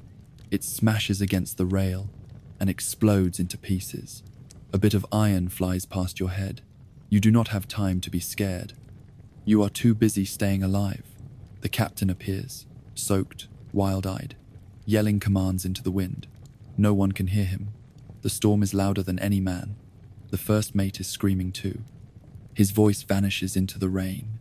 You are told to pull a line. You do. Then the wind yanks it from your hands. It cuts your palms. Blood mixes with rain. You grab it again. You scream this time. But you pull. The sail flaps like a demon. It twists and slaps the air until someone cuts it loose. It flies off into the black. Another flash of light. You see the ocean around you. All of it. Miles and miles of water that wants you dead. The ship is a toy in a bathtub. A cracked piece of wood in the mouth of something that does not care if you live or scream or pray. Another crash of thunder. The mast sways like it wants to follow the first one. Ropes snap. Men shout. A man next to you falls to his knees. He vomits salt water and starts crying. You do not stop to help. No one does. This is not the kind of moment where kindness lives. You turn back toward the rigging. Someone is still up there. You see him clinging to a beam. His legs kick. His hands slip. He screams. Then the lightning hits. Not near. Not close. It hits the mast. Directly. The flash blinds you. The sound deafens you. The smell is the worst. Burnt salt. Burnt rope. Burnt man. You fall backward. You don't remember landing. You open your eyes. You are lying in water, face half submerged. You blink. You spit. You taste blood. Everything aches. Your head rings. You crawl toward the side of the deck. You find a post and cling to it like it's the last thing in the world that isn't trying to kill you. The wind screams again. Higher now. The ship shudders. A sound rises from below. Men shouting in the lower hold. The water is rising there. You know it without needing to see. Another wave crashes over the side. It slams into you like a horse. You are lifted off your feet. Slammed back down. You hit your ribs. You can't breathe for a moment. Then you crawl again. You find the pump station. Men are working it. They are wild-eyed, drenched, shaking. You join them. You grab the handle. You pump. Up, down, up, down. You do not think. You only move. You hear prayers from 3 different men, 3 different gods. None of them answer. Someone laughs. You do not know why. Maybe he went mad. Maybe he was already mad. You keep pumping. You keep living, even if you don't know why anymore. You do not know how many hours have passed. Time has drowned. All that matters is that the ship still floats, that you still breathe, that the sky has not yet broken you in half, but it is trying. The deck tilts violently. Barrels slam against each other like bones in a sack. One flies toward the pump station. You leap aside just before it crushes the man beside you. He is not fast enough. You hear the snap. You do not look. You return to the pump, hands numb, arms heavy. Your knees wobble under the weight of exhaustion. But you pump. You pump because that is what you do now, because that is all there is. The sea sprays over the sides again. It finds every wound and fills it with salt. Every cut feels like fire. Every blister is raw and open. Your shirt is soaked. Your skin is bruised. Your ribs feel cracked. Still, you do not stop. Somewhere above, someone is calling for the anchor. The chain is tangled. Men run to the winch. One slips on the soaked deck and slams into the rail. His head hits hard. He does not move again. No one has time to drag him away. You feel the ship lurch again, hard. It rolls to one side, groaning, creaking, crying like a living thing. A wave taller than the ship itself rises in the dark. You see it only for a second. A wall of water shaped like a fist. Then it crashes. It hits like a mountain falling from the sky. It slams into the deck, flinging men like dolls. You are thrown backward. You hit something sharp. Your shoulder screams. You do not know what part of you is bleeding anymore. The ship rights itself, but slower now. It limps. It groans with every wave. The main mast leans slightly. The ropes sag. The storm is not done. You crawl back to the railing. You grip it like it is your only god. The sea is black now, so black it eats the light. Even lightning cannot find the horizon anymore. Rain still falls, not in drops, in sheets. Each gust of wind punches the sails. The ones that are left, one has torn completely free. It flaps above you like a ghost in agony. The first mate tries to climb toward the upper rigging. His coat whips around him. He shouts at the sky, then at the men below. They do not answer. You are too far gone for orders now. You are not sailors anymore. You are creatures, wet, wild, half dead. One man lies on the stairs, face up, mouth full of rain. He is smiling, or maybe grimacing. Or maybe the sea has pulled the expression tight and left it there. You step over him. You make your way toward the galley. Not for food. There is none. You are looking for anything dry, anything warm, anything that does not feel like death. Inside, the lantern swings wildly from its hook. The walls drip. A bench has broken in half. The cook's chair is upside down. You find a ragged piece of canvas. You wrap it around your shoulders. It helps. A little. Then you hear it. Below deck. A crack. Then another. Not thunder. Wood. You know the sound. The hull is splitting. The lower hold is filling too fast. The pumps are not keeping up. You rush to the hatch. You climb down into the dark. The water is knee-deep. You slosh through it. The barrels float crookedly. Some have split. Apples bob near your knees. Salted meat drifts like bloated fish. A man is there, alone, trying to fix a leak with a rag and a bit of prayer. You join him. You press your hands to the seam. Water gushes in anyway. He looks at you and says something you cannot hear. You nod anyway. He pulls a plank from behind a crate. You jam it into place. It holds. For now. But the ship groans again. It is not just a ship now. It is a coffin. A wet, rotting, creaking coffin with broken nails and screaming bones. You scramble back up. You are not going to die down there. Not like that. You reach the top just as another wave crashes over the deck. It knocks you flat.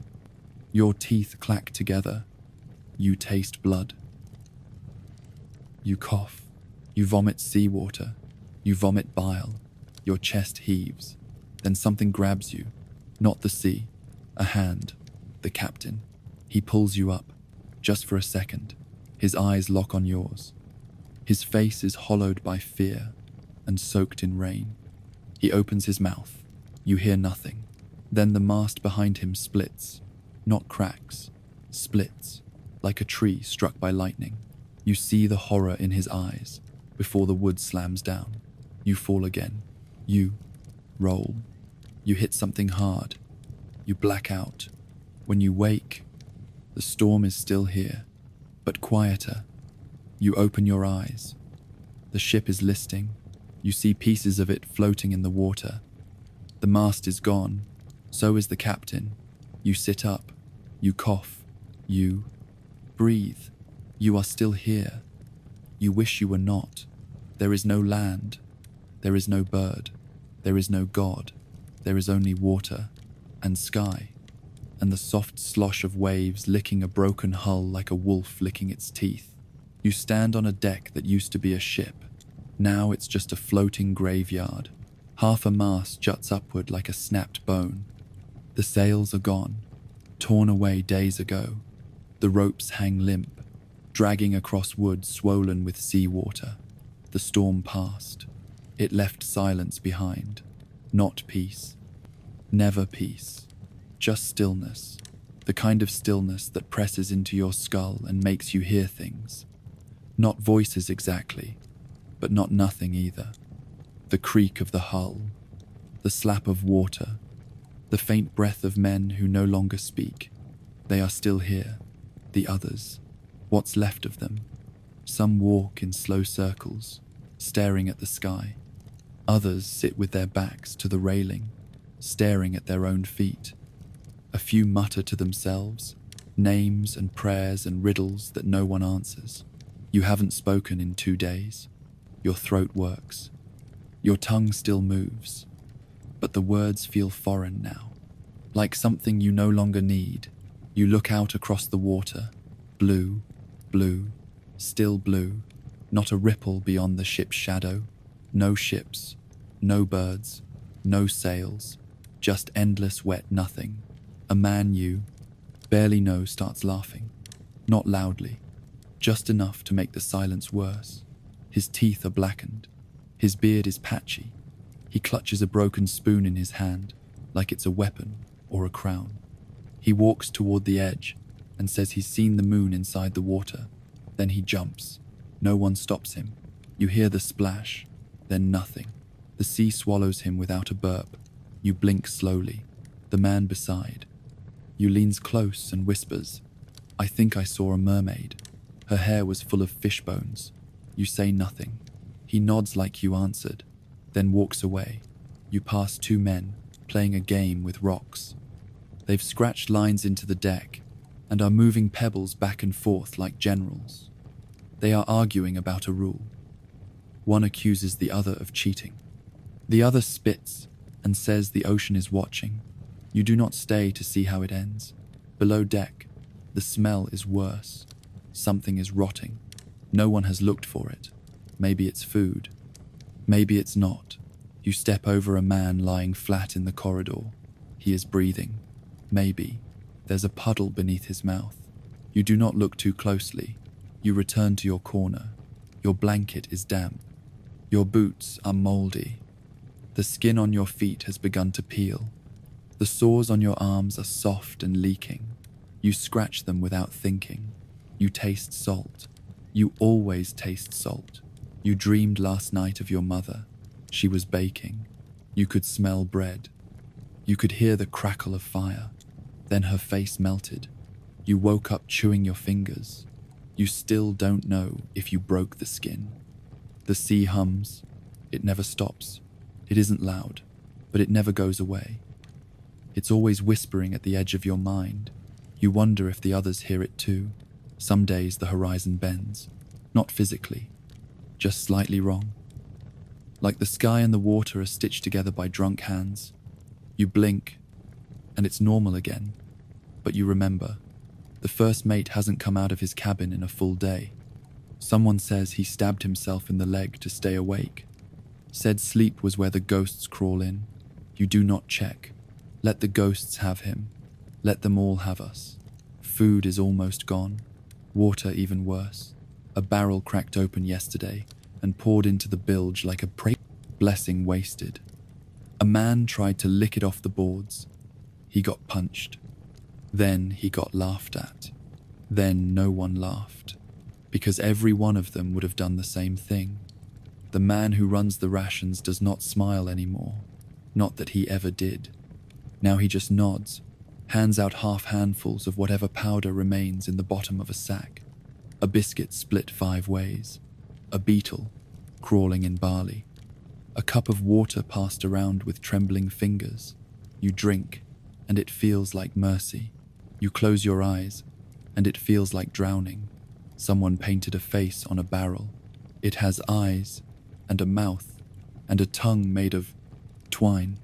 They've started asking it questions, and it answers. Somehow, you turn away before it looks at you. At some point, the ship stops moving.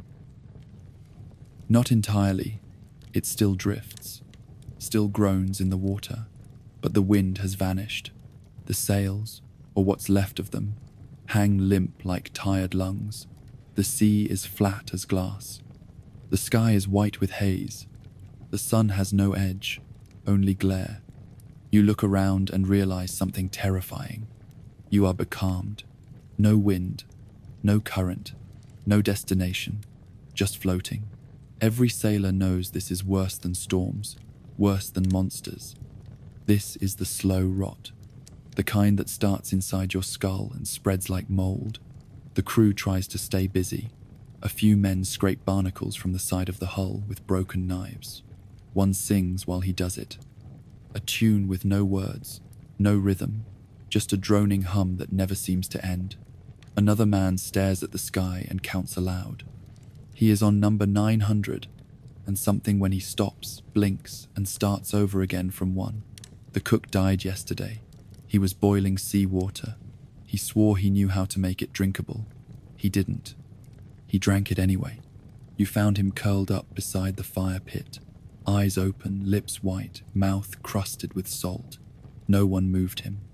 He's still there. The gulls don't come anymore. There were gulls once. You remember. They cried in the morning and circled overhead. Now the sky is empty. Not even shadows. The rats have started leaving the hold. They climb the rigging and perch near the crow's nest like sentries. One looks you in the eye as you walk by. It does not blink. It does not run. It watches. You tell yourself it is just a rat, but you wonder. The barrel with the painted face has a name now. They call it Mr. Brine. Mr. Brine is treated with respect. He has his own corner. Someone made a crown out of fish bones and placed it on top. They say Mr. Brine keeps the ship safe, that the storm left him in charge, that if you insult him, the sea will open and swallow you whole. You don't believe it, but you don't look him in the eyes either. You have seen what belief does to men. It starts small, a whisper, a strange prayer, a game. Then it grows teeth. You find a book under a crate, a ledger, really, just ink on stiff, damp pages, cargo notes, names, numbers. You read it cover to cover, twice. You don't know why. Then you write your name inside, just to prove it still exists. By night, the ship creaks like it is whispering secrets. You think you hear your name in the wood. You think you hear your mother's voice in the wind. You think you hear footsteps behind you. You turn, and nothing is there. You walk up to the bow. You stare into the black water. You swear you see shapes below the surface. Not fish, not sharks. Shapes. Faces. You tell yourself it is the moonlight. You tell yourself the sea does not speak, but you keep hearing it. 2 men fought over a tin cup this morning. One said it was his. The other said it was a gift from the sea. They wrestled like dogs. They bit. One broke the other's nose. The cup rolled across the deck and fell between the planks. Now neither of them has it, but they still glare at each other. One has a knife hidden in his boot. You know because you saw him sharpen it with his teeth. The first mate finally came out of his cabin. He looked thinner, paler. One of his arms was wrapped in cloth. You asked no questions. He walked to the center of the deck and shouted something about order. No one listened. Then he went back inside and did not come out again. The sails rot where they hang. The ropes fray. The boards beneath your feet have started to feel soft. You fear what happens if it rains again. You fear what happens if it does not. A boy with sunburned skin offers you a beetle he found in a sack of barley. He calls it dinner. You eat it. You tell him thank you. He smiles. You want to cry at the sight of that smile, not because of kindness, because of how small it looks now, how strange. Like a piece of the old world dragged into this floating madness. You wake in the middle of the night, heart racing. You dreamed of land. It was green. It was soft. It had trees. Birds. You could hear music. You could feel bread in your hands. Then it vanished. You woke up biting your blanket, fists clenched, teeth grinding. You lie still for an hour, listening, not for danger, for silence.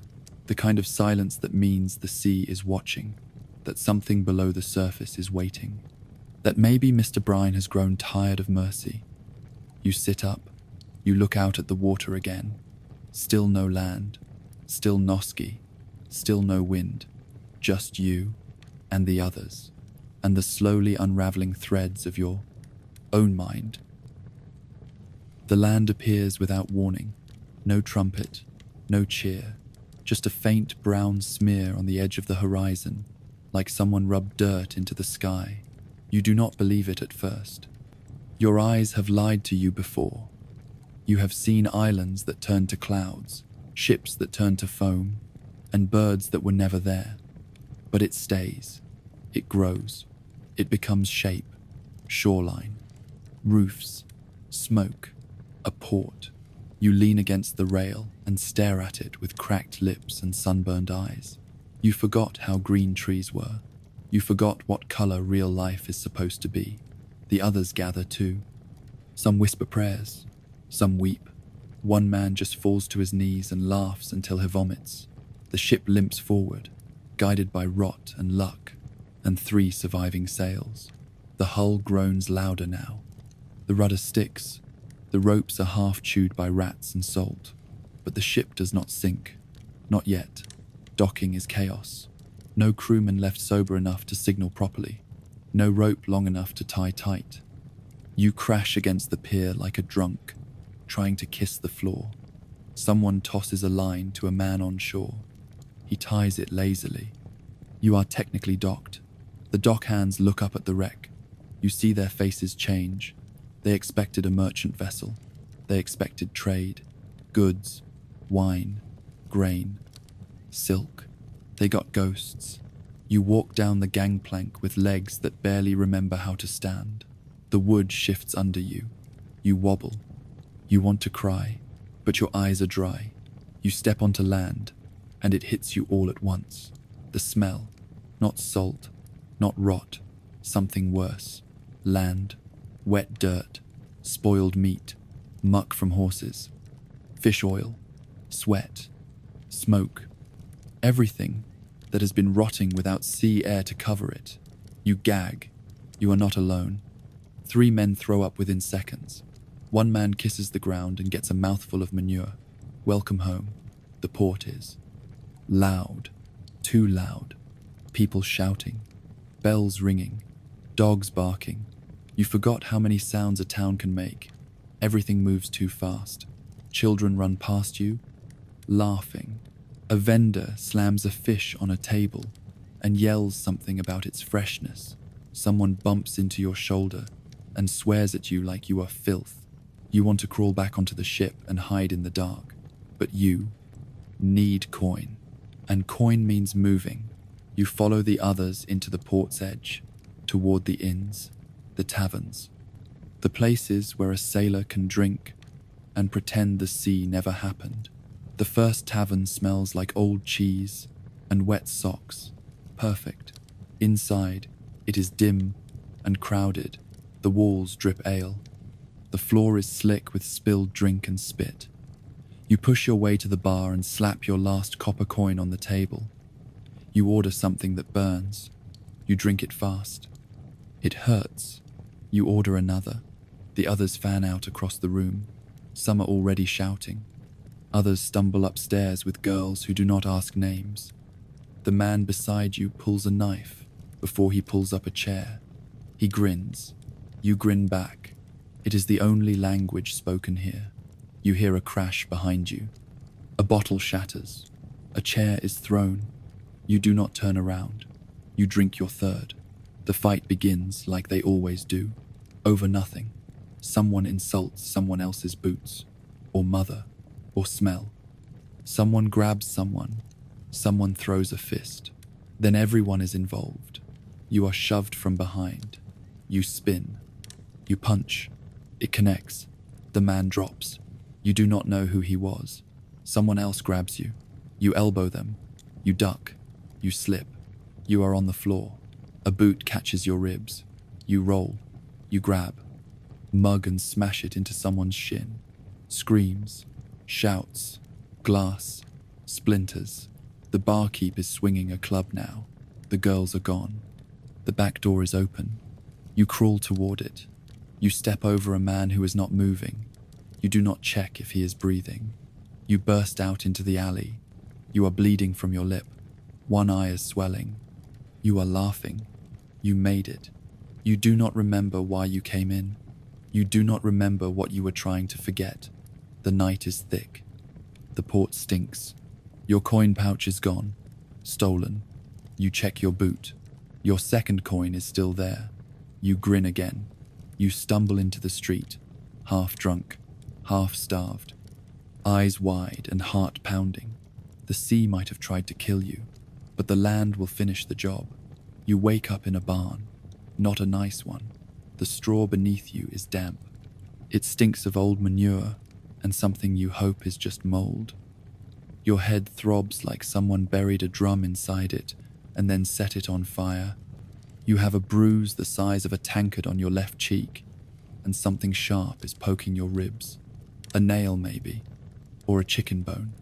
You do not look. You sit up. You regret it immediately. Your stomach lurches. Your back screams. You almost lie back down, but you hear voices outside. You hear boots, laughter, coins clinking, life. And life means someone might still owe you a drink. You stagger to the door. You blink against the daylight. Everything hurts. Everything moves too fast. You recognize nothing. Then again, it all looks the same. Every port is the same. Wooden buildings packed too close together. Smoke curling from chimneys. Mud in the streets. Drunk men in corners. Barefoot children running like rats. Vendors yelling lies about fresh clams and boiled eel. You wander. You find a fountain. You splash water on your face.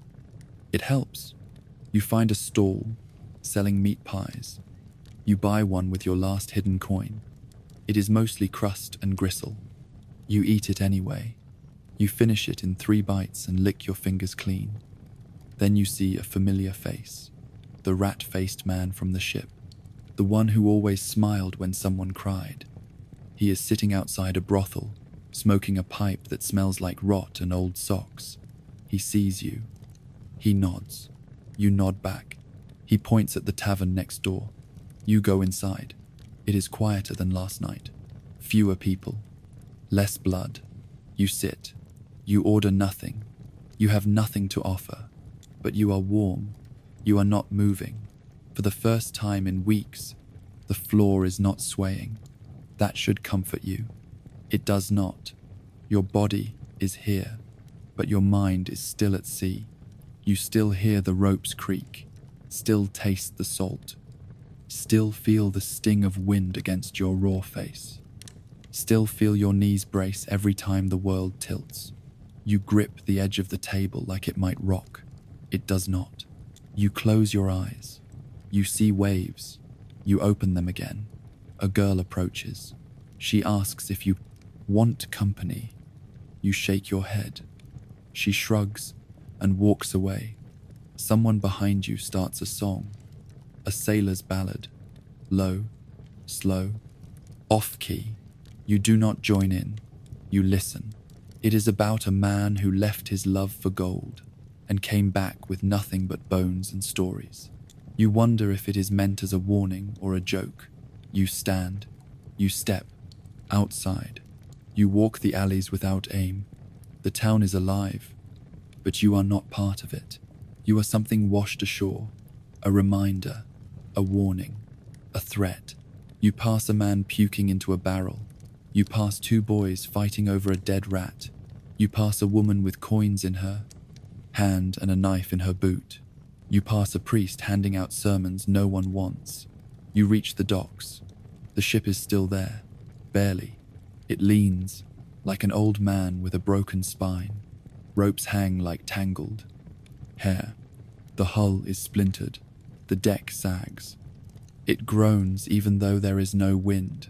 It is not leaving again. You climb aboard anyway. You step over puddles and broken planks. You walk to the bow. You sit. You stare out at the sea. It looks calm. No, it lies. A boy walks past on the dock. He sees you and asks if you sailed in on that wreck. You say yes. He asks if it was worth it. You laugh.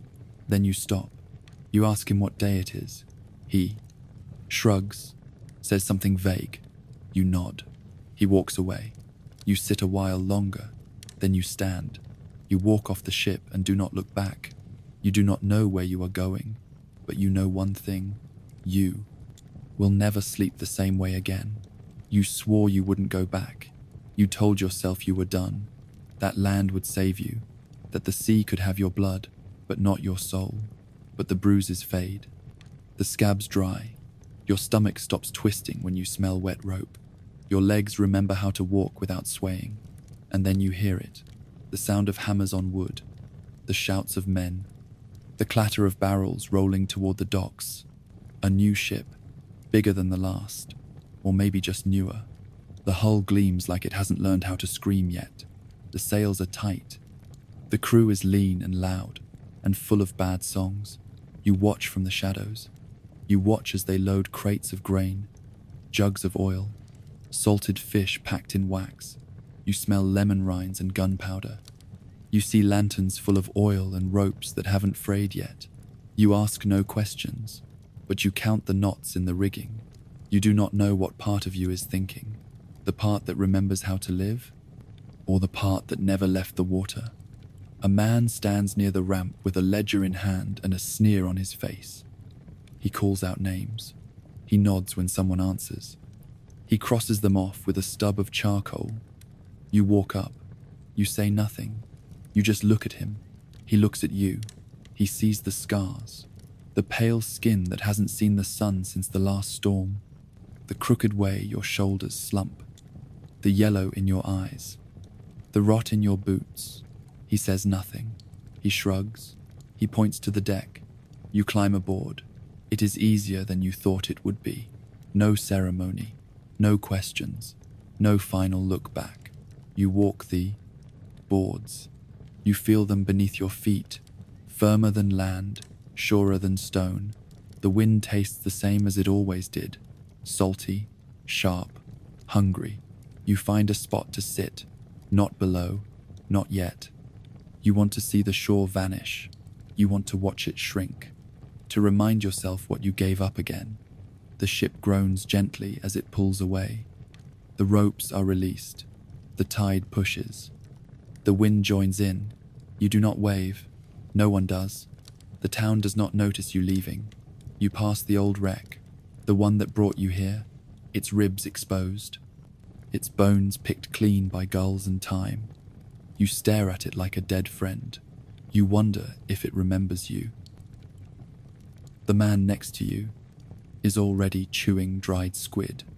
He offers a piece. You take it. You chew. It tastes like old rope. You swallow anyway. A boy vomits over the side. Someone else laughs. The captain walks past and does not look at you. His coat is too clean. His boots are polished. He thinks he's in control. You pity him. You know the sea better than he does. You've seen what it does when it gets bored. The ship crests the first swell. You feel your balance return, not like a skill, like a wound reopening. You roll your shoulders. You stretch your fingers. You know where the weak points in the deck will be. You know which ropes will bite back. You know which rats to follow if you want to find the crumbs. You breathe. You're home. Not because it's safe, not because you love it, because there is nowhere else to go. You tell yourself this is the last time. You know it's not. You tell yourself you will survive. You might. You tell yourself that this time will be different. It won't. But still, you sit. You wait for the horizon to open. You wait for the clouds to shift. You wait for the ship to remember your name. And when the first gull cries overhead and the deck tilts beneath your boots, you feel it again. That quiet voice in the pit of your stomach. The one that isn't fear. The one that isn't joy. The one that just says one thing. You are not meant for land. You wake to the groan of wet wood and the flap of canvas above your head. Your back, below deck, the air is already thick with sweat and the stink of boots. The man beside you snores with his mouth open, teeth brown, hands twitching like he's trying to row in his sleep. You blink in the dark and try to remember how many days it's been. The sea doesn't care. Time works differently out here. There are no clocks, only bells and stomachs and the slow drag of the sun across the sky. You crawl up to the main deck and the world slaps you across the face. The wind is colder now. It carries the bite of northern air, sharper than a blade. The salt stings your lips. Your skin is already cracking again. You grip the railing and squint at the endless grey, and your fingers remember where the splinters hide.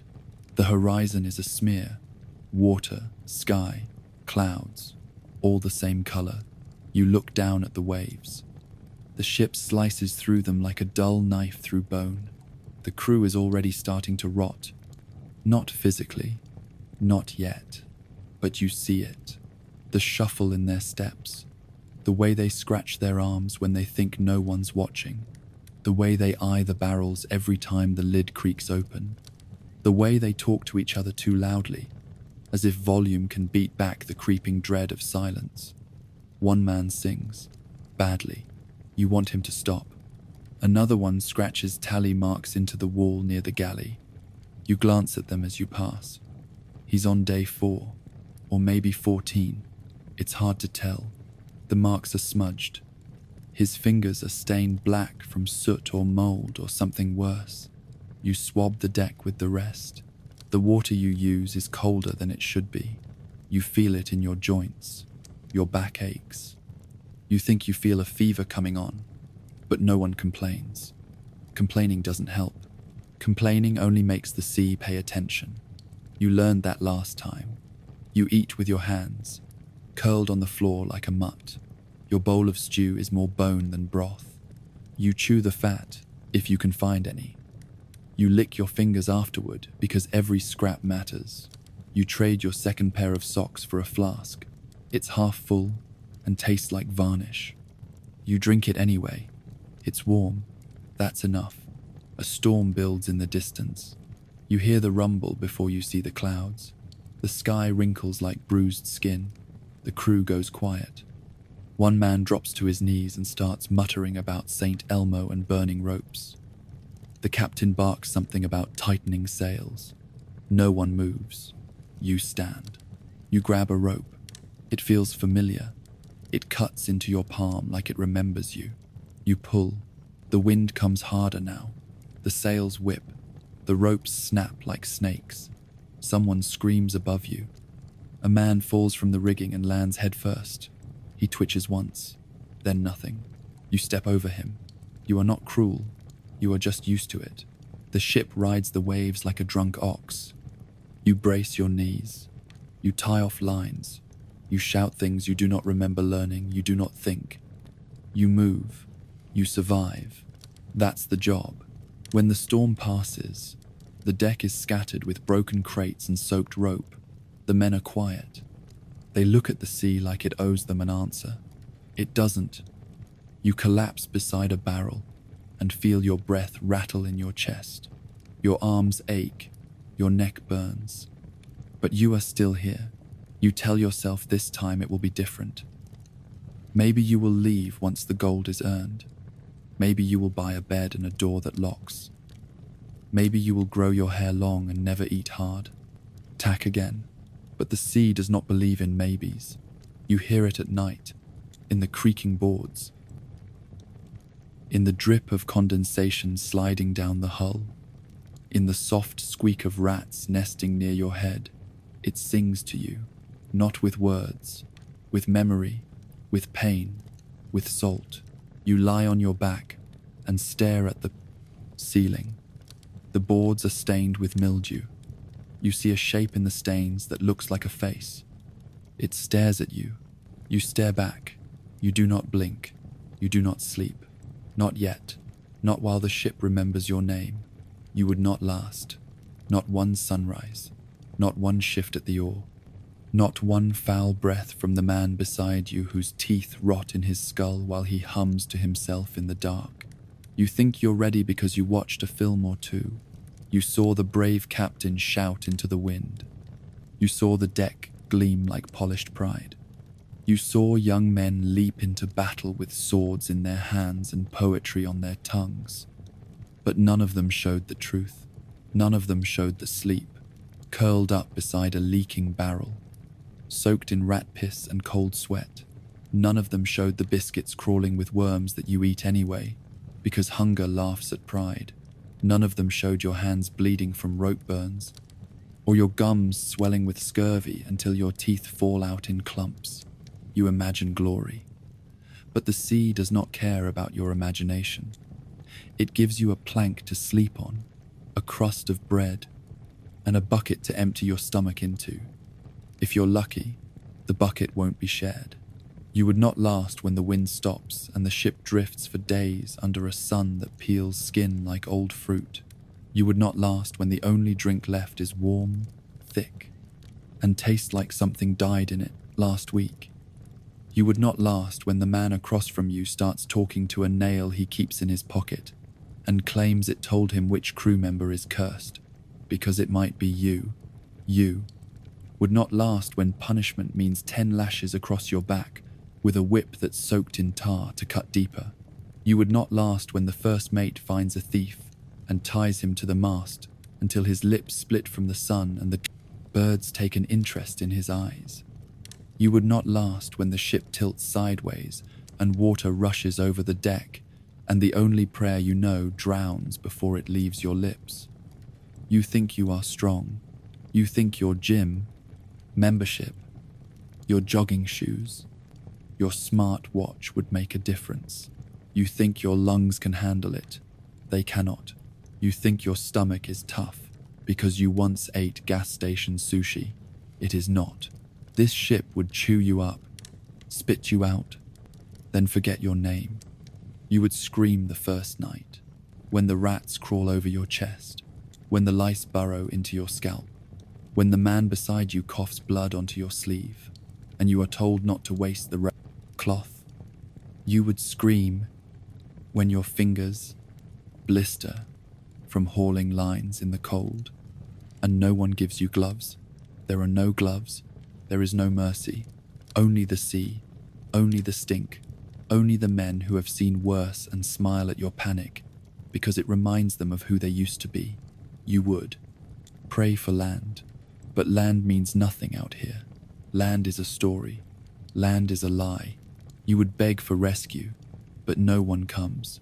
You would beg for death, but death comes when it wants to, not when you call. And when it does arrive, it is quiet, a gasp, a slip, a splash, a name forgotten before it hits the water. You want adventure. This is your adventure. This is your ship. These are your saws, your splinters, your screaming joints. You signed on. You climbed aboard. Now you belong to it. The ship owns you. The sea owns the ship, and neither cares if you scream. You used to believe the sea was freedom, blue, skies, open air, the wind in your hair. You thought sailors were rebels, explorers. You thought they sang because they were brave, because they were proud. But now you know. They sang so they wouldn't hear the groans of the ship, the creak of wood coming loose, the quiet splash when someone went overboard and nobody looked up. They sang because silence was worse, because silence meant thinking, remembering, feeling every scar, every rash, every sliver in their gums. You wouldn't last because you still think discomfort is a problem. Out here, discomfort is a companion. It walks beside you. It whispers to you in the dark. It reminds you that you are still alive, and that life is not something the sea hands out for free. You want choice. There is no choice here. You eat what you are given. You sleep where there is space.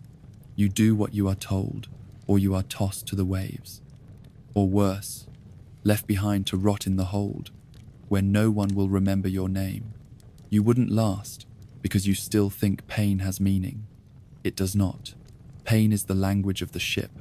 It speaks to you through rope burns and cracked heels, through ulcers on your tongue, through hunger that makes your hands shake while you row. And when you finally learn to speak its language, it stops screaming. It becomes a hum in your bones. You would cry, but your tears dried weeks ago. You would scream, but your throat is raw from shouting orders over the wind. You would run, but there is nowhere to run. Only wood and rope and the endless, rolling mouth of the sea, waiting to swallow you whole. You wouldn't last because you're not meant to. Not in this world, not in this century, not in this stink of men and mold and mildew and madness. You do not have the stomach for the broth boiled from bones and rainwater. You do not have the patience for the splinters in your tongue from chewing through your own spoon. You do not have the rage to fight off a man twice your size for the last stale biscuit. You do not have the guts to laugh while sewing your own wound shut with a fish hook. You were born too soft, born with options, born with shoes that fit, and water that comes from taps. Out here, there are no taps. Only buckets lowered on rope, pulled back with fingers that shake from fever. You would not last, because you do not know what the sky looks like when it rains for 7 days, and the light never returns, and every shadow could be a ghost or worse. You would not last because you think madness is something you can avoid if you keep your mind busy. But there is no escape from a mind that has seen the sun rise on the same horizon for 40 days straight. There is no escape from the smell of your own sweat, cooked into your shirt so deep it becomes part of your skin. There is no escape from the groan of the hull when it hits something in the night and no one knows what it was. There is no escape. Only floating.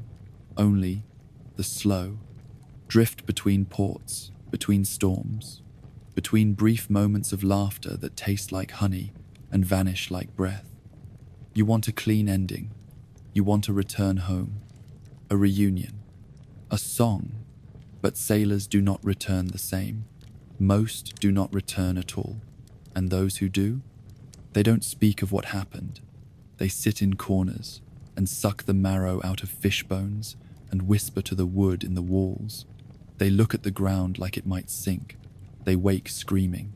You would not last a day, and even if you did, you would not come back whole, because this ship does not let go, not truly. Once, you have felt it, the sway, the cold, the hunger. Once the sea has touched your bones and kissed your lungs with salt, it keeps a part of you. You will walk on land and still feel the sway. You will lie in a warm bed and still smell the mold. You will sit at a table and still ration your food, licking crumbs from the corners like they matter. You will hear gulls and flinch. You will never truly leave. The sea does not kill all its prey. Some of them, it just changes. And you? You wouldn't last long enough to change. You would be chewed and swallowed and forgotten, like 100 before you, like 100 after. Just another name on a moldy ledger, just another ghost drifting somewhere off the coast, just another fool who thought he could survive the ship.